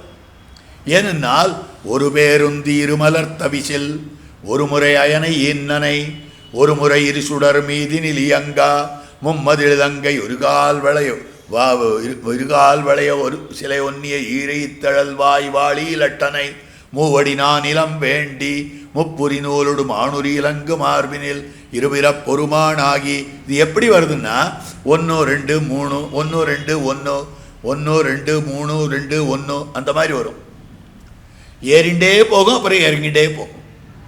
இந்த தேரானது கீழிருந்து பார்த்தோமேயானால் கீழே பார்க்கிற போது அதிகமாயிண்டே போகிறது, நடுவில் ஒரு நிலையில் வருது, திரும்பி குறைஞ்சிட்டே போகிறது.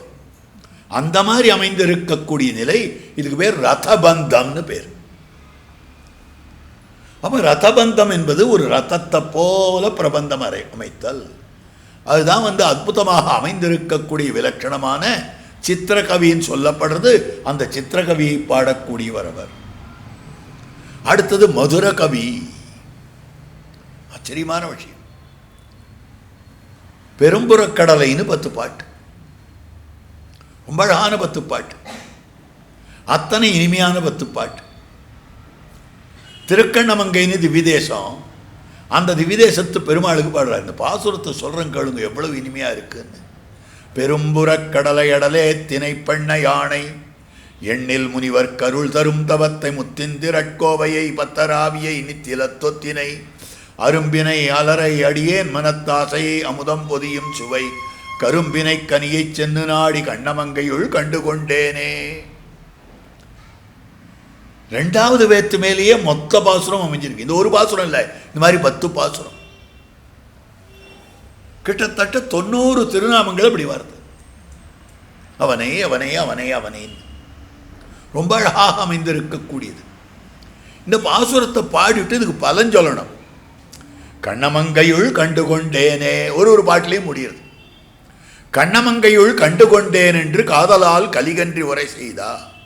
திருக்கண்ணமங்கையில் அந்த பெருமாளை சேவித்தேன்னு ஆசையோடு திருமங்கையாழ்வார் சொன்ன வண்ண ஒன் தமிழ் 9 ஒன்றிவை. அழகாக இருக்கக்கூடிய 9 10 பாட்டுக்கள் இருக்கின்றனவே, இதனை வல்லராயுரைப்பார் மதியம் தவள். யார் சாமர்த்தியமா இதை கத்துக்கிறாளோ, யார் நன்னா கத்துக்கிறாளோ இதை, அப்படிப்பட்டவர்கள் என்ன பண்ணுவான்னா வல்லராயுரைப்பார் மதியம் தவள் விண்ணில் விண்ணவராய் மகள் வெய்துவர். சந்திரன் பிரகாசிக்கக்கூடிய ஆகாசத்தில் தேவர்களுக்கு சமானமாக இவர்களும் சந்தோஷப்படுவார்கள். முடிஞ்சு போச்சு பலன், அவ்வளோதானே. இந்த 10 பாட்டு கற்றுண்டா இது கிடைக்கும். இதுக்கு மேலே சொல்கிறதுக்கு வேற ஒன்றுமே இல்லை. அதுக்கு மேலே தான் ஒரு வார்த்தை சொல்கிறார், மெய்மை சொல்லில் வெண்சங்கம் நேந்திய கண்ணா. உண்மையை சொல்லுவேனேயானால் வெண்சங்கத்தை கையிலே ஏந்தி கொண்டிருக்கக்கூடிய கண்ணா, நிந்தனக்கும் குறிப்பாகில் கற்கலாம் கவியின் பொருள்தானே. உனக்கு விருப்பம்னா நான் சொல்கிற பாட்டினுடைய அர்த்தத்தை கற்றுக்கோ அப்படின்னு பெருமாளை பார்த்து சொல்ல வேண்டிய பிரசக்தி என்ன? எங்கேயாவது வேற எங்கேயாவது சொல்லியிருக்காரா? ஒரு இடத்துலையும் ஆழ்வார் சொல்லலையே. நிந்தனக்கும் குறிப்பாகில் கற்கலாம் கவியின் பொருள் தானேன்னு ஏன் சொன்னார் அப்படின்னா, இதனுடைய இனிமையை பெருமாள் கேட்குறார். ஆஹா, எவ்வளோ நன்னா இருக்கு, நினைக்கச்சே பெருமாள் நாக்கில் ஜலம் ஊறுறது. அதனால் என்ன பண்ணிட்டாருனாக்கா, ஆழ்வீர் எனக்கு சொல்லி கொடுக்குறீரா, எனக்கு சொல்லி கொடுக்குறீரா அப்படின்னார். சரி உட்காருன்னு சொல்லலாம். சரி, பெருமாள் கீழே உட்கார்ந்தார், ஆழ்வார் மேலே உட்கார்ந்தார். சந்த சொல்லும் அப்படின்னார். சந்தன்னா ஆச்சாரியன் ஒரு தரம் சொல்ல, சிஷ்யன் 2 தரமோ 3 தரமோ சொல்கிறது. அந்த மாதிரி பதமாக சொல்லணும். அப்புறம் அரை பாதமாக சொல்லணும். அப்புறம் ஒரு பாதமாக சொல்லணும். அப்புறம் 2 பாதமாக சொல்லணும். அப்புறம் 4 பாதமாக சொல்லணும்.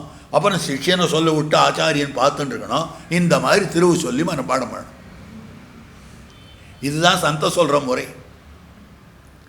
இப்படி தான் அஸ்மதாச்சாரிய வரியரானவர் எனக்கு சொல்லிக் கொடுத்தார், எங்களுக்கெல்லாம் சொல்லிக் கொடுத்தார். நாங்கள் ஒரு 10 பேர் சொல்லிட்டு அந்த மாதிரி இருக்கக்கூடியது சந்த சொல்லிக்கிறது. சொல்லும்னார்.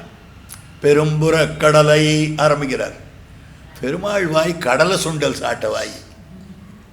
இந்த கடலை வருமானு பாவம், இது இரும்பு கடலை ஆட்டம் இருக்கு அவருக்கு. ஏன் அப்படின்னு சொன்னால், இவர் சம்ஸ்கிருத வேதம் கத்தவர். இவர் வாயில் நல் வேதம் ஓதும் வேதியர் வானவர் அவர் தோழி. திருமங்கையாழ்வார் பாசுரங்கள்லாம் உருக்கிற பாசுரம். இது நாகப்பட்டினத்து பாசுரம், நாகை அழகியாருடைய பாசுரம். பொன்னிவர் மேனி மரதகத்தின் பொங்கிளம் சோதி அகலத்தாரம்மி, இவர் வாயில் நல்வேதம் ஓதும் வேதியர் வானவர் ஆவர் தோழி, என்னையும் நோக்கி என் நல்குலும் நோக்கி ஏந்திளம் கொங்கையன் நோக்குகின்றான், அன்னை என் நோக்கும் என்று அஞ்சுகின்றேன், அச்சோ ஒருவர் அழகியவா. பெருமாளை அச்சோ ஒருவர் அழகியவா உழுந்துட்டார் திருமங்கையாழ்வார். ஃப்ளாட் அங்க, அச்சோ ஒருவர் அழகியவா. என்ன அழகா எழுந்திருப்பார் தெரியுமா பெருமாள். அப்படியே கண்ணில் தாரதாரையாக ஜலம் பெருக்கிண்டு சேவிக்க வேண்டிய பெருமாளாக இருக்கிறார். அதாவது நாகரிகர் பெரிதுமிளையர், செம்பவளம் இவர் வாயின் வண்ணம் தேவர் இவரது உருவம் சொல்லில், அம்பவள திரளேயும் ஒப்பர் அச்சோ ஒருவர் அழகியவா அப்படின்னு வம்ப விழும் துழாய் மாலைதோள் மேல் கையன வாழியும் சங்கும் வில்லும் நம்பர் நம்மில்லம் புகுந்து நின்றார். நாகரிகர் பெரிதுமிளையர், செம்பவளம் இவர் வாயின் வண்ணம் தேவர் இவரது உருவம் சொல்லில், அம்பவள திரளேயும் ஒப்பர் அச்சோ ஒருவர் அழகியவா. காஞ்சிபுரம் சுவாமி நாகப்பட்டினம் எழுந்தருளுகிறார். சந்நிதியில் பெருமாளை சேவிக்கிறார். நல்லா பெரிய திருமுக மண்டலத்தோடு பெருமாள் அற்புதமாக எழுதியிருக்கார். ஆனால் திருமண் காப்பு மெல்லிசாகிட்டு இருந்தா பெருமாளுக்கு. காஞ்சிபுரம் சுவாமிக்கு எப்போவுமே பட்டையாக யார் திருமண் இருந்தாலும் அவள் பேரில் ஆசை வந்துடும். 12 திருமண் காப்பு யார் இட்டுக்கிறாளோ அவள் பேரில் ஆசை வரும். ரொம்ப சந்தோஷப்படுவார். அப்படி இருக்கிறவர் இந்த பெருமாளுக்கு மெல்லிசா திருமண் காப்பு இட்டு விட்டுருக்காளே.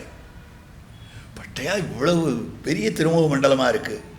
இந்த திருமுக மண்டலத்தில் என்ன பட்டையாக திருவேங்கடமுடையான் திருமண் காப்பு மாதிரி பெருசாக சாத்தலாமே, எதனால் சின்னதாக மெல்லிசா திருமண் காப்பு சாத்திருக்கோங்கோ அப்படின்னு அவர் கேட்டுறார்.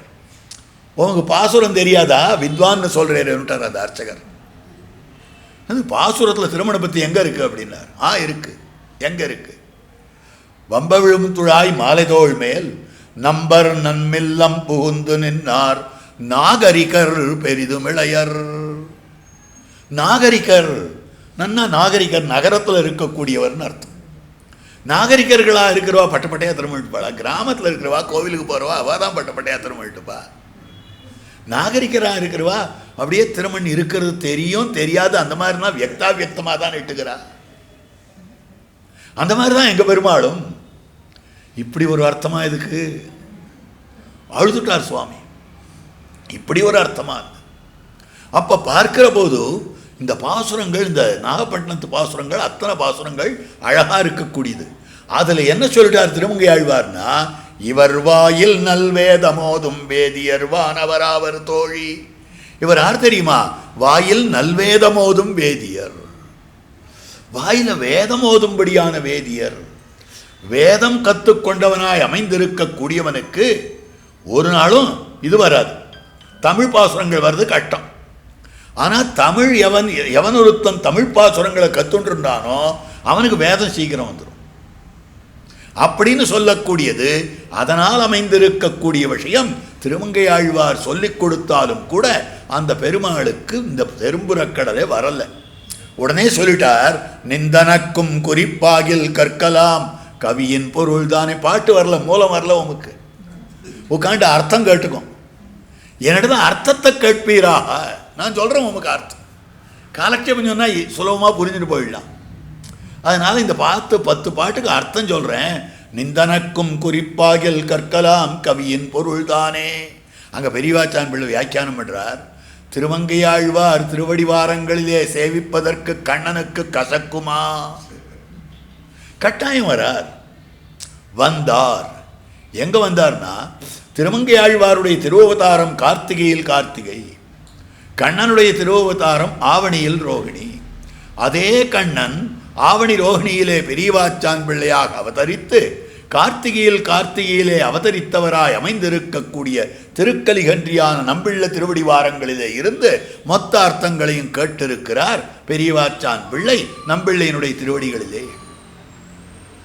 அப்போ மதுர கவி பெருமாளே, மதுர ஸ்வரூபனாயிருக்கக்கூடிய பெருமாளே மயங்கி கேட்ட கவி மதுரகவியாக அமைந்திருக்கக்கூடியது.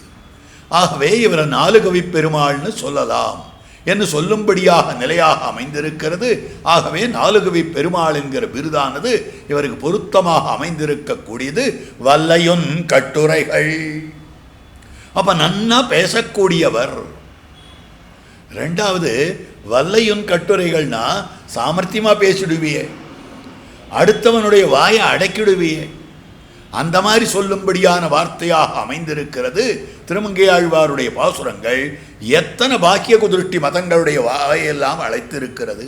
பிச்ச சிறுமியில் விடித்து பிணபுலகில் பிணந்தின் மடவார் அவர் போல் அங்கனே அச்சமிலர் நாணிலர் ஆதன்மையால் அவர் செய்க வெறுத்த அனுமாமலர் தூய் பல இடங்களில் காட்டி கொடுத்திருக்கிறார். அதனால வல்லையுன் கட்டுரைகள் உனக்கென்ன வேறுடையை, மற்றவாழை காட்டிலும் வேறுபட்டு இருக்கக்கூடியவர். வல்லையுன் கட்டுரைகள் மற்றவாழை காட்டிலும் வேறுபட்டு நன்னா பேசுகிறவர். எப்படி நன்னா பேசியிருக்கார்? திருவிந்தளூர்னு திவிதேசம், மாயவரம் பக்கத்தில், மாயவரமே அங்கே இருக்கக்கூடிய பரிமள ரங்கநாத சுவாமி ரொம்ப ஆச்சரியமாக எழுந்தருளியிருக்கிறார். அவரை போய் சேவிக்கிறதுக்கு போகிறார். அவர் கதவு போட்டு உள்ளே உட்காந்துட்டார். திறக்க மாட்டேன்னு விட்டார். கோபம் வந்துடுது. நும்மை தொழுதோம், உன்னை போய் சேவிக்க வந்தனே, உன்னை சேவித்தேன்னு அர்த்தம் இல்லை, உன்னை போய் சேவிக்க வந்தேனே. நுந்தம் பணி செய்திருக்கும் நும்மடியோம் இம்மைக்கின்பம் பெத்தோம். இது என்ன விஷயம்னு சொன்னால், உனக்கென்ன வேறுடைய வேறான தன்மை. ஆழ்வார்கள்லாம் பெருமாளோட சண்டை போட்டிருக்கார். திருமங்கை ஆழ்வார் சண்டை போடுறார் காதில் கடிப்பிட்டுன்னு, அது 10 பாட்டு இருக்கு. நம்மாழ்வார் சண்டை போடுறார் மின்னிடமடவார்கள் நின்னருள் சூடுவார். பிரணயரோஷன் தலையெடுத்து பெருமாளை வந்து கிழின்னு கிழிக்கிறார். சொல்கிற மாதிரியோ கிழின்னு கிழிச்சுட்டான்னு, அந்த மாதிரி கிழின்னு கிழிக்கிறார்.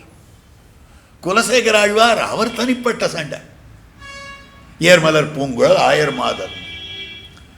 ஆனால் இது மொத்தமே எந்த பாவத்தில்னா, தன்னை பெண்ணாக பாவித்து கொண்டு பெருமானை தலைமராக புருஷோத்தமனாக நாயகனாக பாவித்து அதற்கனுகுணமாக அவனிடத்தில் கோபம் கொண்டிருக்கக்கூடிய பிரணயரோஷம் தலையெடுத்தல். அதனால் ஊடுதல், தமிழ் அதுக்கு பேர் ஊடல்னு பேர். இந்த சதிபதிகளுக்குள்ள சண்டைகள்லாம் வரும் இல்லையோ, அதுக்கு பேர் ஊடல்னு பேர். ரொம்ப அழகான விஷயம். அதாவது கண்ணன் பெருமானுக்கு திருக்கல்யாணம் ஆச்சு. திருக்கல்யாணம் ஒரு பாடு ருக்மிணி பிராட்டி கண்ணன் பெருமான ஊஞ்சலில் உட்கார வச்சு ஆட்டின்னு இருக்கா. வெத்தலையை மடித்து மடித்து கொடுத்துட்டுருக்கா. கண்ணன் பெருமான் வாயில் போட்டு சிரிச்சுட்டு இருக்கார். திடீர்னு ருக்மிணி, எனக்கு என்ன இருக்குன்னு நீ என்னை கல்யாணம் பண்ணிடு, எனக்கு என்ன பெருமை இருக்கு அப்படின்னு கேட்டுட்டார். கேட்டது ருக்மிணி பிராட்டிக்கு துக்கம் தாங்கல். என்ன இப்படி கேட்டுட்டாரே, இந்த மாதிரி கேட்டுட்டா என்ன அர்த்தம்? கோபம் வேற. இந்த கோபத்தினுடைய உச்சிக்கே போயிட்டா அதனால் துக்கம் வேற. நான் 7 ஸ்லோகம் எழுதி அனுப்பிச்சிருக்கேன் இவரை பெறணும்னு. அங்கிருந்து அந்த கிழவர் திரும்பி வரத்துக்குள்ளே என் பாடு எப்படி போச்சு தெரியுமா? இவர் போனாரோ இல்லையோ, ஸ்லோகம் பெருமாளுக்கு கிடைச்சதோ இல்லையோ, எத்தனை விசாரம். நேரம் அனுப்ப முடியல, வாட்ஸ்அப் இல்லை. அதனால எழுதி தான் கொடுத்து வேண்டியிருந்தது. கண்ணன் வருவானோ மாட்டானோ, இவ்வளவு சந்தேகம். அவ்வளவு கஷ்டப்பட்டிருக்கேன் நான் உன்னை அடையணும்னு. எனக்கு என்ன இருக்குன்னு இப்படி அவலீலியா பேசிட்டே நீ அப்படின்னு நினச்சா மூர்ச்சா ஊந்துட்டான்.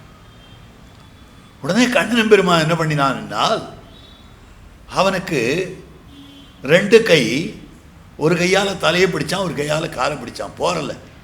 இன்னும் 2 கையை உருவாக்கி கொண்டான். இன்னும் 2 கை, பல கைகள் வரிசையாக அப்படியே ஈஸ்டரில் ரிக்ளைனரில் படுத்துட்டு இருக்கா மாதிரி அவள் படுத்துட்டு இருக்கான். அதை தவிர ஒரு கையால் என்ன பண்ணினான்னால் தன்னுடைய உத்திரியத்தை எடுத்து விசிறான் அவளுக்கு. இன்னொரு கையால் அவளுடைய முகத்தில் இருக்கக்கூடிய வேர்வையெல்லாம் துடைக்கிறான்.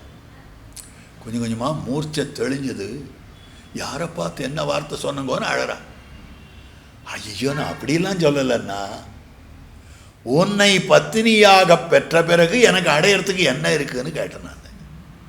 என்கிட்ட என்ன இருக்குன்னு கேட்டதை ஒண்டி கேட்க சொல்றியே, உன்னை பத்தினியாக பெற்ற பிறகு இனிமேல் அடையறதுக்கு எனக்கு என்ன வேணும், எல்லாம் கிடைச்சு கொடுத்தேன் எனக்கு அப்படின்னு அர்த்தத்தில் சொன்னேன். ஓஹோ, அப்படி சொன்னங்களா? அப்போ முதல்ல ஒரு சண்டை நடந்ததா, ஊடல். அதுக்கப்புறம் சேரணும். அதனால்தான் ஸ்ருங்கார சாஸ்திரத்தில் சொல்றது, வெறும் சேர்ந்து சௌமனசியமாக மாத்திரம் இருந்தால் வாழ்க்கை ரசிக்காது. இப்படி எப்பாவது 2 சண்டை போட்டுக்கணும் பத்தினிகள். இல்லைன்னாக்கா அது ஒன்றும் லைஃபே இல்லை. ஒரே மொனாட்டனஸாக போகும், ஒரு இன்ட்ரெஸ்டே இல்லாத போயிடும். ஊடுதல் காமத்திற்கின்பம் அதற்குன்பம் இன்பம் கூடி முயங்க பெறின் திருக்குறள கடைசி குறள்.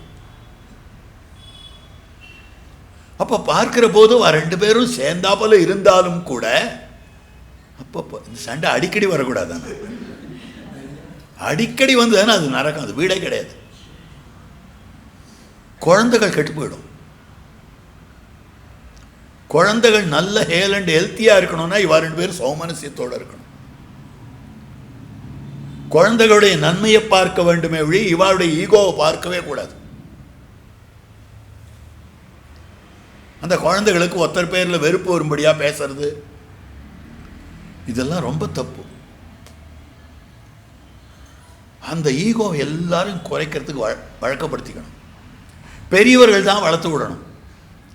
அந்த நாளில் குழந்தைகள் வளர்ற போதே இந்த ஈகோவை தட்டி தட்டி வைப்பான். நீ இந்த மாதிரி பேசக்கூடாது, நீ என்னையே இப்படி பேசுறியே, கல்யாணம் பண்ணிட்டு போகிற இடத்துல இது சகிச்சுப்பாளா, மாமியார் வெய்ய மாட்டாளா, நாத்தனார் வெய்ய மாட்டாளா, ஆத்துக்கார் கோச்சிக்க மாட்டாரா, சொல்லி சொல்லி வளர்ப்பா. இன்னைக்கு ஐயோ,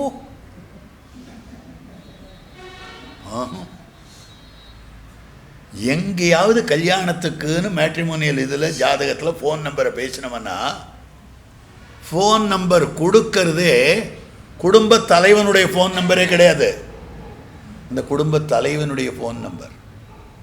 சார் இருக்காரா, என்கிட்ட சொல்லுங்க என்ன வேணும், பதிலே அப்படிதான். இதெல்லாம் சரியான ஒரு வழியே கிடையாது. அது ஒரு நம்முடைய பாரத கலாச்சாரத்துக்கு புறம்பானது. அதனால் என்ன வளர மாட்டாளா, வாழ மாட்டாளா, சந்தோஷமாக இருக்க மாட்டாளா, எல்லாம் இருப்பா. ஏன் ஆடு மாடு சந்தோஷம் இல்லையன்னா, அதெல்லாம் சந்தோஷப்பட்டு இருக்க.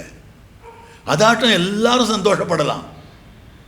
நமக்குன்னு ஒரு கலாச்சாரம் இருக்குது, நமக்குன்னு ஒரு சிஸ்டம் இருக்குது.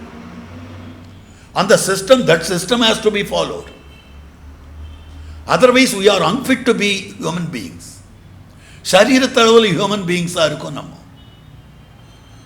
நாம் முழுக்க முழுக்க ஹியூமன் பீயிங்ஸாகவே இருக்கணும்னா நம்ம tradition has to be followed.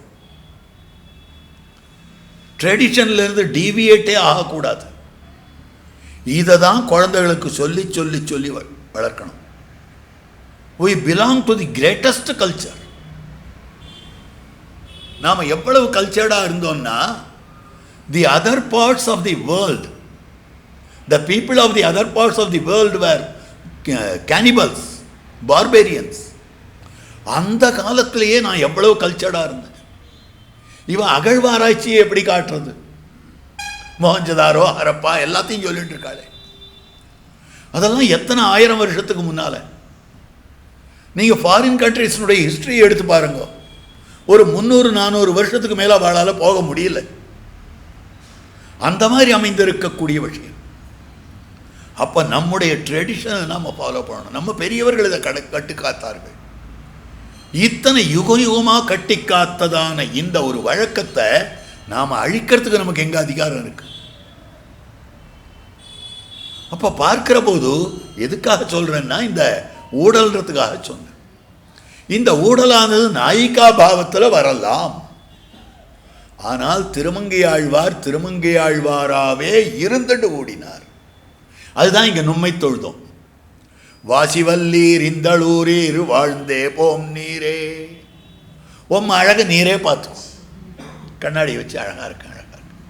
நீரே தொட்டு தொட்டு பார்த்துக்கும். நீரே மூந்து மூந்து பார்த்துக்கும். வாண்டவே வாண்ட. வாசிவல்லீர் இந்தளூரீர் வாழ்ந்தே போம் நீரே. என்ன குரூரமான வார்த்தை பாருங்க இது. சாதாரணமாக ஏதோ ஒரு நல்ல பதார்த்தம் இருக்குது, சன்னிதிலேருந்து பிரசாதம் இருக்குது, நல்ல க்ஷீரான்ன பிரசாதம். ஆற்றுல 4-5 குழந்தைகள் இருக்கா. ஒரு குழந்தைய மொத்தத்தையும் சாப்பிட்றது நல்லா இருக்கு. இது கிடைக்காத குழந்தை என்ன சொல்லும்? நீயே கொட்டிக்கோ அப்படின்னு மாதிரியா? அதே வார்த்தை தான் சொல்கிறார், நீயே கொட்டிக்கோ உங்க உடம்ப. வாசிவல்லீர் இந்தளூரீர் வாழ்ந்தே போம் நீரே. இந்த வார்த்தையை திருமங்கையாழ்வாராகவே பாடுறார்னா, வல்லையுன் கட்டுரைகள். என்ன வார்த்தை! இந்த மாதிரி பல பாசுரங்கள் இருக்கின்றன. ஓதி நாமம் குளித்து ஒச்சிதன்னால் பாதமாமலர் பணிவோம் நமக்கே நலமாதலின். எம்பெருமான் எனக்கு அனுகிரகம் பண்ணணும், அதுக்கு என்ன வழி அப்படின்னா, ஓதி நாமம் குளித்து நேர போய் ஜலத்தில் போய் நன்னா தீர்த்தமாட போகிறேன். தீர்த்தமாடிட்டு ஈர வஸ்திரத்தை உடுத்திட்டு அவனை சுற்றி சுற்றி வந்து சேவிச்சு அவனை ஸ்தோத்திரம் பண்ண போகிறேன். இது நாயிகா பாவத்தில். ஆக அந்த பகவானுக்கு பத்னியாயிருக்கக்கூடிய நான், அந்த பகவானுடைய அனுகிரகம் எனக்கு கிடைக்க வேண்டும் என்பதற்காக நேராக போய் தீர்த்தமாடி ஈரவஸ்திரத்தை உடுத்தி கொண்டு அவனை சுற்றி சுற்றி சேவித்து அதற்கு பிறகு அந்த எம்பெருமானிடத்திலே பலனை கோரப்போகிறேன் திருநாமத்தை பாடி. இது சரியா? சரி கிடையாது. ஏன் சரி கிடையாது? ஒரு பெண் பிள்ளை ஒரு புடவை வேணும், நல்ல புடவையாக இருக்கு வேணும். பர்த்தாவின் இடத்துல உரிமையோடு எனக்கு புடவை வாங்கி கொடுன்னு கேட்கணும். அதை விட்டுட்டு அந்த பர்த்தாவை உட்கார வச்சு சுற்றி சுற்றி சேவிச்சு புடவை வாங்கி தரீரா, புடவை வாங்கி தரீரா அப்படின்னா அவன் என்ன பர்த்தா, அவன் என்ன பத்னி? அப்படி அமைந்திருக்கக்கூடியது வல்லையுன் கட்டுரைகள். நடுநடுங்கி போயிட மாட்டாரா அந்த பர்த்தா? அவனையே நடுங்க பண்ணும்படியான வார்த்தை உடையவள். வல்லையுன் கட்டுரைகள் பண்டேயுன் வாயறிதும் அப்படின்னு சொல்லும்படியான வார்த்தை. மாற்றாரை மாற்றழிக்க வல்லானை உனக்கென்ன வேறுடைய. என்ன வேறுடையை? மற்ற ஆழ்வார்கள் பண்ணாத காரியம் மடலூர்தல். அதென்ன ஊர்ந்திருக்கார்? மற்ற ஆழ்வார்கள் தூதுன்னா மொத்தத்தையும் ஒழுங்கா தூது விடுறவா, பாதி தூதுலையே பிரேக் பண்ணிட்டு போனவர். அப்போ உனக்கென்ன வேறுடையை? இந்த சப்தங்கள்லாம் திருமங்கையாழ்வாரை சொல்லுவதாக அமைந்திருக்கிறது. இதுவரைக்கும் பழைய 2 பாசுரங்களுடைய நேற்றைய பாசுரம், அதற்கு முன் பாசுரம், அவற்றினுடைய சுவாபதேசார்த்தத்தை பார்த்தோம். இன்றைய பாசுரம் நாயகனாய் நின்னா. இப்போ பூதம் சரஸ்சான்னு பாசுரம் ஸ்லோகம் இருக்கிறது. பூதம் சரஸ்ச மகதாத்வய பட்டநாத ஸ்ரீ பக்திசார குலசேகர யோகிவாஹான் பக்தாங்கிரேணு பரகால யதீந்திர மிஸ்ரான். ஆழ்வார் அவயவி, மற்ற ஆழ்வார்களெல்லாம் அவயவன் சொல்லுகிற போது யதீந்திர மிஸ்ரான், யதீந்திரர் எம்பெருமானார். அந்த எம்பெருமானாரை காட்டுகிற போது அவர் எப்படி தெரிவிக்கக்கூடியதுன்னா ஆழ்வாருடைய திருவடிஸ்தானியர்னு சொல்லப்படுகிறார். ஆழ்வாருடைய திருவடியாகத்தாம் அமைந்திருக்கிறார்னு சொல்லப்படுறது. அப்போ ஆழ்வார்கள் 14 சொன்னால் கூடவே நாம் யாரை சொல்லணும்னா எம்பெருமானாரையும் சேர்த்து சொல்ல வேண்டும். அப்போ 10 பாசுரங்கள் எழுப்பினதாக அமைந்திருக்கக்கூடியவை ஆழ்வார்கள் 14. அப்போ எம்பெருமானாருக்குன்னு எந்த பாசுரம்னா நாயகனாய் நின்ன பாசுரம். நாயகனாய் நின்னா, நாயகனாய் நின்றவர் எம்பெருமானார். எப்படி நாயகனாய் நின்றவர்னா தேசிகன் காட்டுகிறார். அமுனா தபனாதிசாயி பூம்னா யதிராஜேன நிபத்த நாயக ஸ்ரீ மகதி குரு பங்கிஹாரயட்டி விபுதானாம் ஹிருதயங்கமா அவிபாதி. குரு பங்கிஹாரம் ஆச்சாரிய ரத்னமாலா, ஆச்சாரிய ரத்னஹாரம். பெரிய பெருமாள், பெரிய பிராட்டியார், நம்மாழ்வார், நாதமுனிகள், உய்யக்கொண்டார், மணக்கால் நம்பிகள், ஆளவந்தார், பெரிய நம்பிகள், எண்மர். அவருக்கு அடுத்தபடியாக 9வதாக எம்பெருமானார். அப்படி எம்பெருமானார் இருக்கார். அப்போ ஒரு பக்கம் இந்த ஹாரத்தில் இத்தனை பேர் இருக்கா எண்மர். அப்போ இந்த பக்கம் பார்த்தாக்கா எம்பார், பட்டர், நஞ்சியர், நம்பிள்ளை, வடக்கு திருவீதி பிள்ளை, கூர குலோத்தமதாசர், பிள்ளலோகாச்சாரியர், திருவாய்மொழி பிள்ளை, மணவாள மாமனிகள் அப்படின்னு சொல்லும்படியாக பெரிய பெருமாள் தொடங்கி இப்படி. அதே மாதிரி இந்த ஆச்சாரியர்கள் இப்படி இருக்கக்கூடிய ஆச்சாரியர்களுடைய ஆரம் இருக்கிறதே, அதில் நடு நாயகக்கல்லாக அமைந்திருக்கக்கூடியவர் யதிராஜேன நிபத்த நாயக ஸ்ரீ இருக்கிறது. ஆக மதுரகவி ஆழ்வார் எழுந்தருளிருந்த காலத்திலும் இருக்கிறது, நாதமுனிகள் காலத்திலேயும் மற்றொரு திருமேனி, 2 திருமேனிகள் அமைந்திருக்கின்றன. அப்ப பார்க்கிற போது ராமானுஜருடைய திருமுடி சம்பந்தத்தாலே முன்புள்ள ஆச்சாரியர்களுக்கு வாழ்ச்சி, நடுவில் இருக்கக்கூடிய நாயக ரத்னம் இவர். அர்வாஞ்சோயத் பதசரசிஜத் துவந்தம் ஆஸ்தித்ய பூர்வே மூர்தனாயஸ்யான் மயமுகதா தேசிகா முக்தி மாபு ஸ்வயம் ராமானுஜ முனிரபி ஸ்வீய முக்திம் கரஸ்தாம் எத் சம்பந்தாத் அவனுதகதம் வர்ணியதே கோரநாதா. கோரத்தாழ்வான் பெருமாள் இடத்துல போனார். திருவரங்கத்து பெருமாள் என்ன சந்தோஷமா தெரியல, உங்களுக்கு மோட்சம் கொடுத்துட்டேன்னுட்டார். சந்தோஷமா வந்து உடையவர் இடத்துல சொல்றார். பெருமாள் சேவிக்க போனீர், என்ன சொன்னார் பெருமாள்? எனக்கு மோட்சம் கொடுத்துட்டாராம் அப்படின்னு சொல்லும்படியான வார்த்தை. உங்களுக்கு மோட்சம் கொடுத்தாரா? சொல்லிட்டாரா? அது மாத்திரம் சொல்லல சுவாமி, எனக்கு மோட்சம் என்னோட சம்பந்தம் இருக்கிறவாளுக்கு மோட்சம்னு சொல்லிட்டார் அப்படின்னார். அப்படியா அப்படின்னு சொல்லிட்டு உடையவர் என்ன பண்ணார், தம்முடைய மேல் வஸ்திரத்தை தூக்கி மேலே போட்டு கூத்தாட ஆரம்பித்தார். எனக்கு மோட்சம் உண்டு, எனக்கு மோட்சம் உண்டுன்னு கத்த ஆரம்பித்தார். உங்களுக்கு மோட்சம் இல்லைன்னு யார் சொன்னா? இன்னும் புதுசாக மோட்சம் உண்டுன்னு சொல்கிறீரே. திருக்கோஷ்டியூர் நம்பியினுடைய ஆணையை மீறி அர்த்தங்களை எல்லாம் திருக்கோஷ்டியூர் அஷ்டாங்க விமானத்தின் மேலேறி ஆசை இருக்கிறவர்களை எல்லாம் அழைத்து சொல்லிட்டேன் நான். அதனால் ஆச்சாரியனுடைய ஆணையை மீறினேன், அதனால் எனக்கு நரகந்தான் ஆச்சாரியன் அன்னைக்கே சொன்னார். இப்போ கூரத்தாழ்வானுக்கு ஆச்சாரியன் இல்லையா நான்? அதனால் எனக்கும் கூரத்தாழ்வானுக்கும் இருக்கிற சம்பந்தத்தினாலே, கூரத்தாழ்வானோடு இருக்கக்கூடிய சம்பந்தத்தினாலே எனக்கு மோட்சம் உண்டு அப்படின்னார். அப்போ கூரத்தாழ்வானுடைய பெருமை எத்தகைத்து, லோகமெல்லாம் என்ன சொல்றதுன்னா ராமானுஜ சம்பந்தத்தால் மோட்சம்னு. அந்த ராமானுஜருக்கே கூரத்தாழ்வானுடைய சம்பந்தத்தால் மோட்சம்னு சொன்னால் என்ன பெருமைன்னு காட்டும்படியான விஷயம். அப்போ பார்க்கிற பொழுது இந்த அர்த்தம் தெரிவிக்கும்படியான விஷயம் என்னன்னா, நாயக சப்தத்துக்கு அர்த்தம் எம்பெருமானார் நந்தகோபன், அதை மாத்திரம் சொல்லி முடிச்சுடுறேன். நந்தகோபன், நந்தகோபன்ற சப்தத்துக்கு ஆனந்தத்தை ரட்சிக்கக்கூடியவன். ஆனந்தத்தை ரட்சிக்கக்கூடியவர்னா என்ன அர்த்தம்?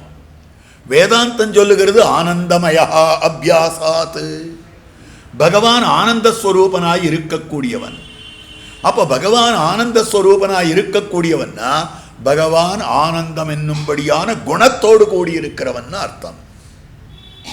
அப்ப ஆனந்தம் என்னும்படியான குணத்தோடு கூடியிருக்கிறவன் ஆனந்தம் பிரம்மணோ வித்வான். அந்த பரபிரம்மமானது குணத்துடன் கூடினதுன்னு சொல்லக்கூடியது. பரபிரம்மத்துக்கு குணமே இல்லைன்னு சொல்லுகிற போது அந்த குணத்தை காப்பாற்றி கொடுத்தார் இல்லையோ. குணவிசிஷ்டம் பிரம்மா, குணத்தோடு கூடியது பிரம்மம்னு எம்பெருமானார் காட்டி கொடுத்திருக்கிறார். அதனால எம்பெருமானார் நந்தகோபன், நந்தம்னா ஆனந்தம், ஆனந்தத்தை ரட்சித்து கொடுத்தார். பகவான் தத்துவத்துக்கு குணமே இல்லை, ஆனந்தமும் கிடையாதுன்னு சொல்லிட்டு இருந்தா, இல்லை இல்லை, அவன் ஆனந்த ஸ்வரூபனாயிருக்கிறவன், குணக்கடலாயிருக்கக்கூடியவன். அகிலேய பிரத்யநீக கல்யாணைகதான ஸ்வேதர சமஸ்தவஸ்து விலட்சணானந்த ஜானானந்தைக ஸ்வரூபா என்று தெரிவித்திருக்கக்கூடிய வார்த்தை சமஸ்த கல்யாண குணாத்மகோசௌ, எல்லா விதமான அசங்கேய கல்யாண குணகணவுக மகார்ணவா, எண்ணற்ற கல்யாண குணங்கள் சௌசீல்ய வாத்சல்ய மார்தவ ஆர்ஜவ சௌகார்த சாமிய காருண்ய மாதுரிய காம்பீரிய ஔதாரிய சாதுரிய ஸ்தைரிய தைரிய சௌரிய பராக்கிரம சத்யகாம சத்ய சங்கல்ப கிருதித்வ கிருதஜதாதி அசங்கேய கல்யாண குணகணவுக மகார்ணவா, எண்ணற்ற கல்யாண குணங்களுக்கு இருப்பிடமாக இருக்கக்கூடியவனே, பெருங்கடலாக இருக்கக்கூடியவனே. அப்போ ஆனந்தத்தை ரட்சித்து கொடுத்தவர் நந்தகோபன் ஒரு அர்த்தம். நந்தகோபன்னா என்ன அர்த்தம் தெரியுமா? பெருமாளுக்கு தகப்பனார்னு அர்த்தம். திருநாராயணபுரத்தம் பெருமானுக்கு தகப்பனார் இவர் தானே. செல்வப்பிள்ளாயின்னு அழைத்ததும் செல்வநாரணன் என்ன சொல் கேட்டலும் மல்கும் கண்பனி நாடுவன் மாயமே, அல்லுனன் பகலும் இடைவீடின்னி நல்கி என்ன விடான் நம்பி நம்பியே. பெருமானார் விடலையே, அங்கேயே என்ன இருக்கார், பேசுவன் பெருமானாராக. அவர் அப்படியே புறப்பட்டு சென்றாலும் கூட தம்மை போலே ஒரு திருமேனியை பண்ணி தம்முடைய சக்தி ஸ்வரூபாதிகளை எல்லாம் ஆலிங்கனம் பண்ணி ஆவேசம் பண்ண செய்து அங்கேயே எழுந்தருள் இருக்கிறார் பேசும் ராமானுசர் என்றோ. அதனால தானே எதுகிரி நாச்சியார் தலங்கள் இப்படி பார்த்துட்டு இருக்கார், மாமனார் முன்னால் நிமிந்து பார்க்க கூடாதுன்னு. அந்த பார்வையே பாருங்களேன். வேற எந்த திவ்ய கஷேத்திரத்திலேயாவது தாயார் இப்படி பார்த்துட்டு இருக்காளா? எல்லா இடத்துலையும் இப்படிதான் அழகாக நம்மளை பார்த்துட்டு இருக்கோம். இந்த தாயார் மாத்திரம் தலைகீழ் அபாங்க வீக்ஷணம் பண்ணி கொண்டிருக்கிறார். நேர மாமனார் உட்கார்ந்துருக்கார், நேர எம்பெருமானார் இருக்கார். எப்படி பார்க்கிறது? உட்கார்ந்துக்கிறதே தப்பு, நிற்கணும் நியாயமா, பரவாயில்லன்னு அவர் பெரிய காரே கருணை ராமானுசன். போனா பிறகு குழந்தை உட்காரட்டும்ட்டார். புதுசாக ஆற்றுக்கு வந்திருக்க குழந்தை, அதை போய் டாக்ஸ் பண்ணலாமா அப்படின்னு ஒத்துனுட்டார். அப்படி அமைந்திருக்கக்கூடிய நிலைன்னு பார்க்கிற போது எம்பெருமானே அவருக்கு குமாரனாக அமைந்திருக்கக்கூடிய நிலை. அதனால நந்தகோபன், நந்தகோபனுடைய கோயில் காப்பானே, நந்தகோபனுடைய கோயில் காப்பானே. அப்போ அப்படி இருக்கிற போது கோயில் காப்பான் என்று தனியாக எடுத்துக்கோங்க. கோயில்னா திருவரங்கத்தை காத்தவர். தென்னரங்கன் செல்வம் முத்தும் திருத்தி வைத்தான் வாழியே. திருவரங்கத்தில் எப்படி எப்படியோ சிதைந்து கிடந்தது, அது முழுவதுமாக ஒரு வழிப்படுத்தி இருக்கிறார் எம்பெருமானார். அதனால் எம்பெருமானாருடைய லைஃப் த்ரெட் வந்தது. அவருக்கு விஷம் வைத்து கொல்ல பார்த்தார்கள். இதெல்லாம் நடந்தது, சரித்திரம் இருக்கிறது. அதற்கு அனுகுணமாக கோயில் காப்பானே, அந்த கோயில் மாத்திரமா காத்தார். ஸ்ரீமன் ஸ்ரீரங்க ஸ்ரீயம் அனுபத்ரவா மனுதினம் சம்பர்தயா, திருவரங்க செல்வத்தை நிறைவேற்றினார். ராமானுஜாரிய திவ்யாஜ்ஞா வர்ததாம் அபிவர்ததாம், அத்தனை திவ்ய தேசங்களுக்கும் ராமானுஜருடைய ஆணை பிரகாரம் தான் நடக்கிறது. அப்ப ஸ்ரீரங்கம் கரிசைலம் அஞ்சனகிரிம் தாட்சியாத்ரி சிம்மாச்சலோ ஸ்ரீகூர்மம் புருஷோத்தமம் ச பதரீநாராயணம் நைமிஷம் ஸ்ரீமத் பாரவதி பிரயாக மதுரா அயோத்தியா கயா புஷ்கரம் சாளகிராமகிரிம் நிஷேவ்யரமதே ராமானுஜோயம் முனிஹி. இத்தனை திவ்ய கஷேத்திரங்கள் வாழும்படியாக பண்ணியிருக்கக்கூடியவர். அதனால கோயிலை காத்தவர். கோயில் காப்பானே, கொடித்தோன்னும் தோரணவாசல் காப்பானே, மணிக்கதவம் தாழ்த்திரவாய், ஸ்ரீ விஷ்ணுலோக மணிமண்டபமார் கதாயி. எம்பெருமானுடைய பரமபதத்து வாசல் கதவு, வானோர் கடிநகர வாசல் கதவு இருக்கிறதே, அது எம்பெருமானாராலே தான் திறக்கப்பட முடியும் அப்படின்னு சொல்லும்படியான வார்த்தை. இப்படி பல வார்த்தைகள் எம்பெருமானார் பரமாக அமைந்திருக்கக்கூடிய ராமானுஜ வைபவத்தை சொல்லக்கூடிய பாசுரம்தான் நாயகனாய் நின்னாய் என்னும்படியான அற்புதமாய் அமைந்திருக்கக்கூடிய அதி விலட்சணமான பாசுரமாக காட்டப்படுகிறது. அதுக்கு மேலே நந்தகோபன் உடையான்னு ஒரு வார்த்தை. உடையவர்னு இவருக்கு தானே பேரு. உபய விபூதியையும் உடையவர். நம்பெருமாள் உபய விபூதியும் அவரிடத்துல கொடுத்துட்டார், நீ பார்த்துக்கோ. ஏன்னா நான் அவ்வளவு கஷ்டப்பட்டேன், ஒத்தரும் வர காணும், எல்லாரையும் வரவை அப்படின்னு தெரிவித்திருக்கக்கூடிய அற்புதமான வார்த்தையாக அமைந்திருக்கக்கூடியது. அப்போ இதெல்லாம் வைத்துக்கொண்டு பார்க்கிற போது ராமானுஜ வைபவம் சொல்லும்படியான பாசுரம் தான் அற்புத பாசுரமாக இருக்கக்கூடிய நாயகனாய் என்ன பாசுரம் இன்றைய நாள்பாட்டாக அமைந்திருக்கிறது. இந்த பாசுரத்தை கோஷ்டியார் அனுசந்தானம் பண்ண வேணுமாக பிரார்த்திக்கிறேன்.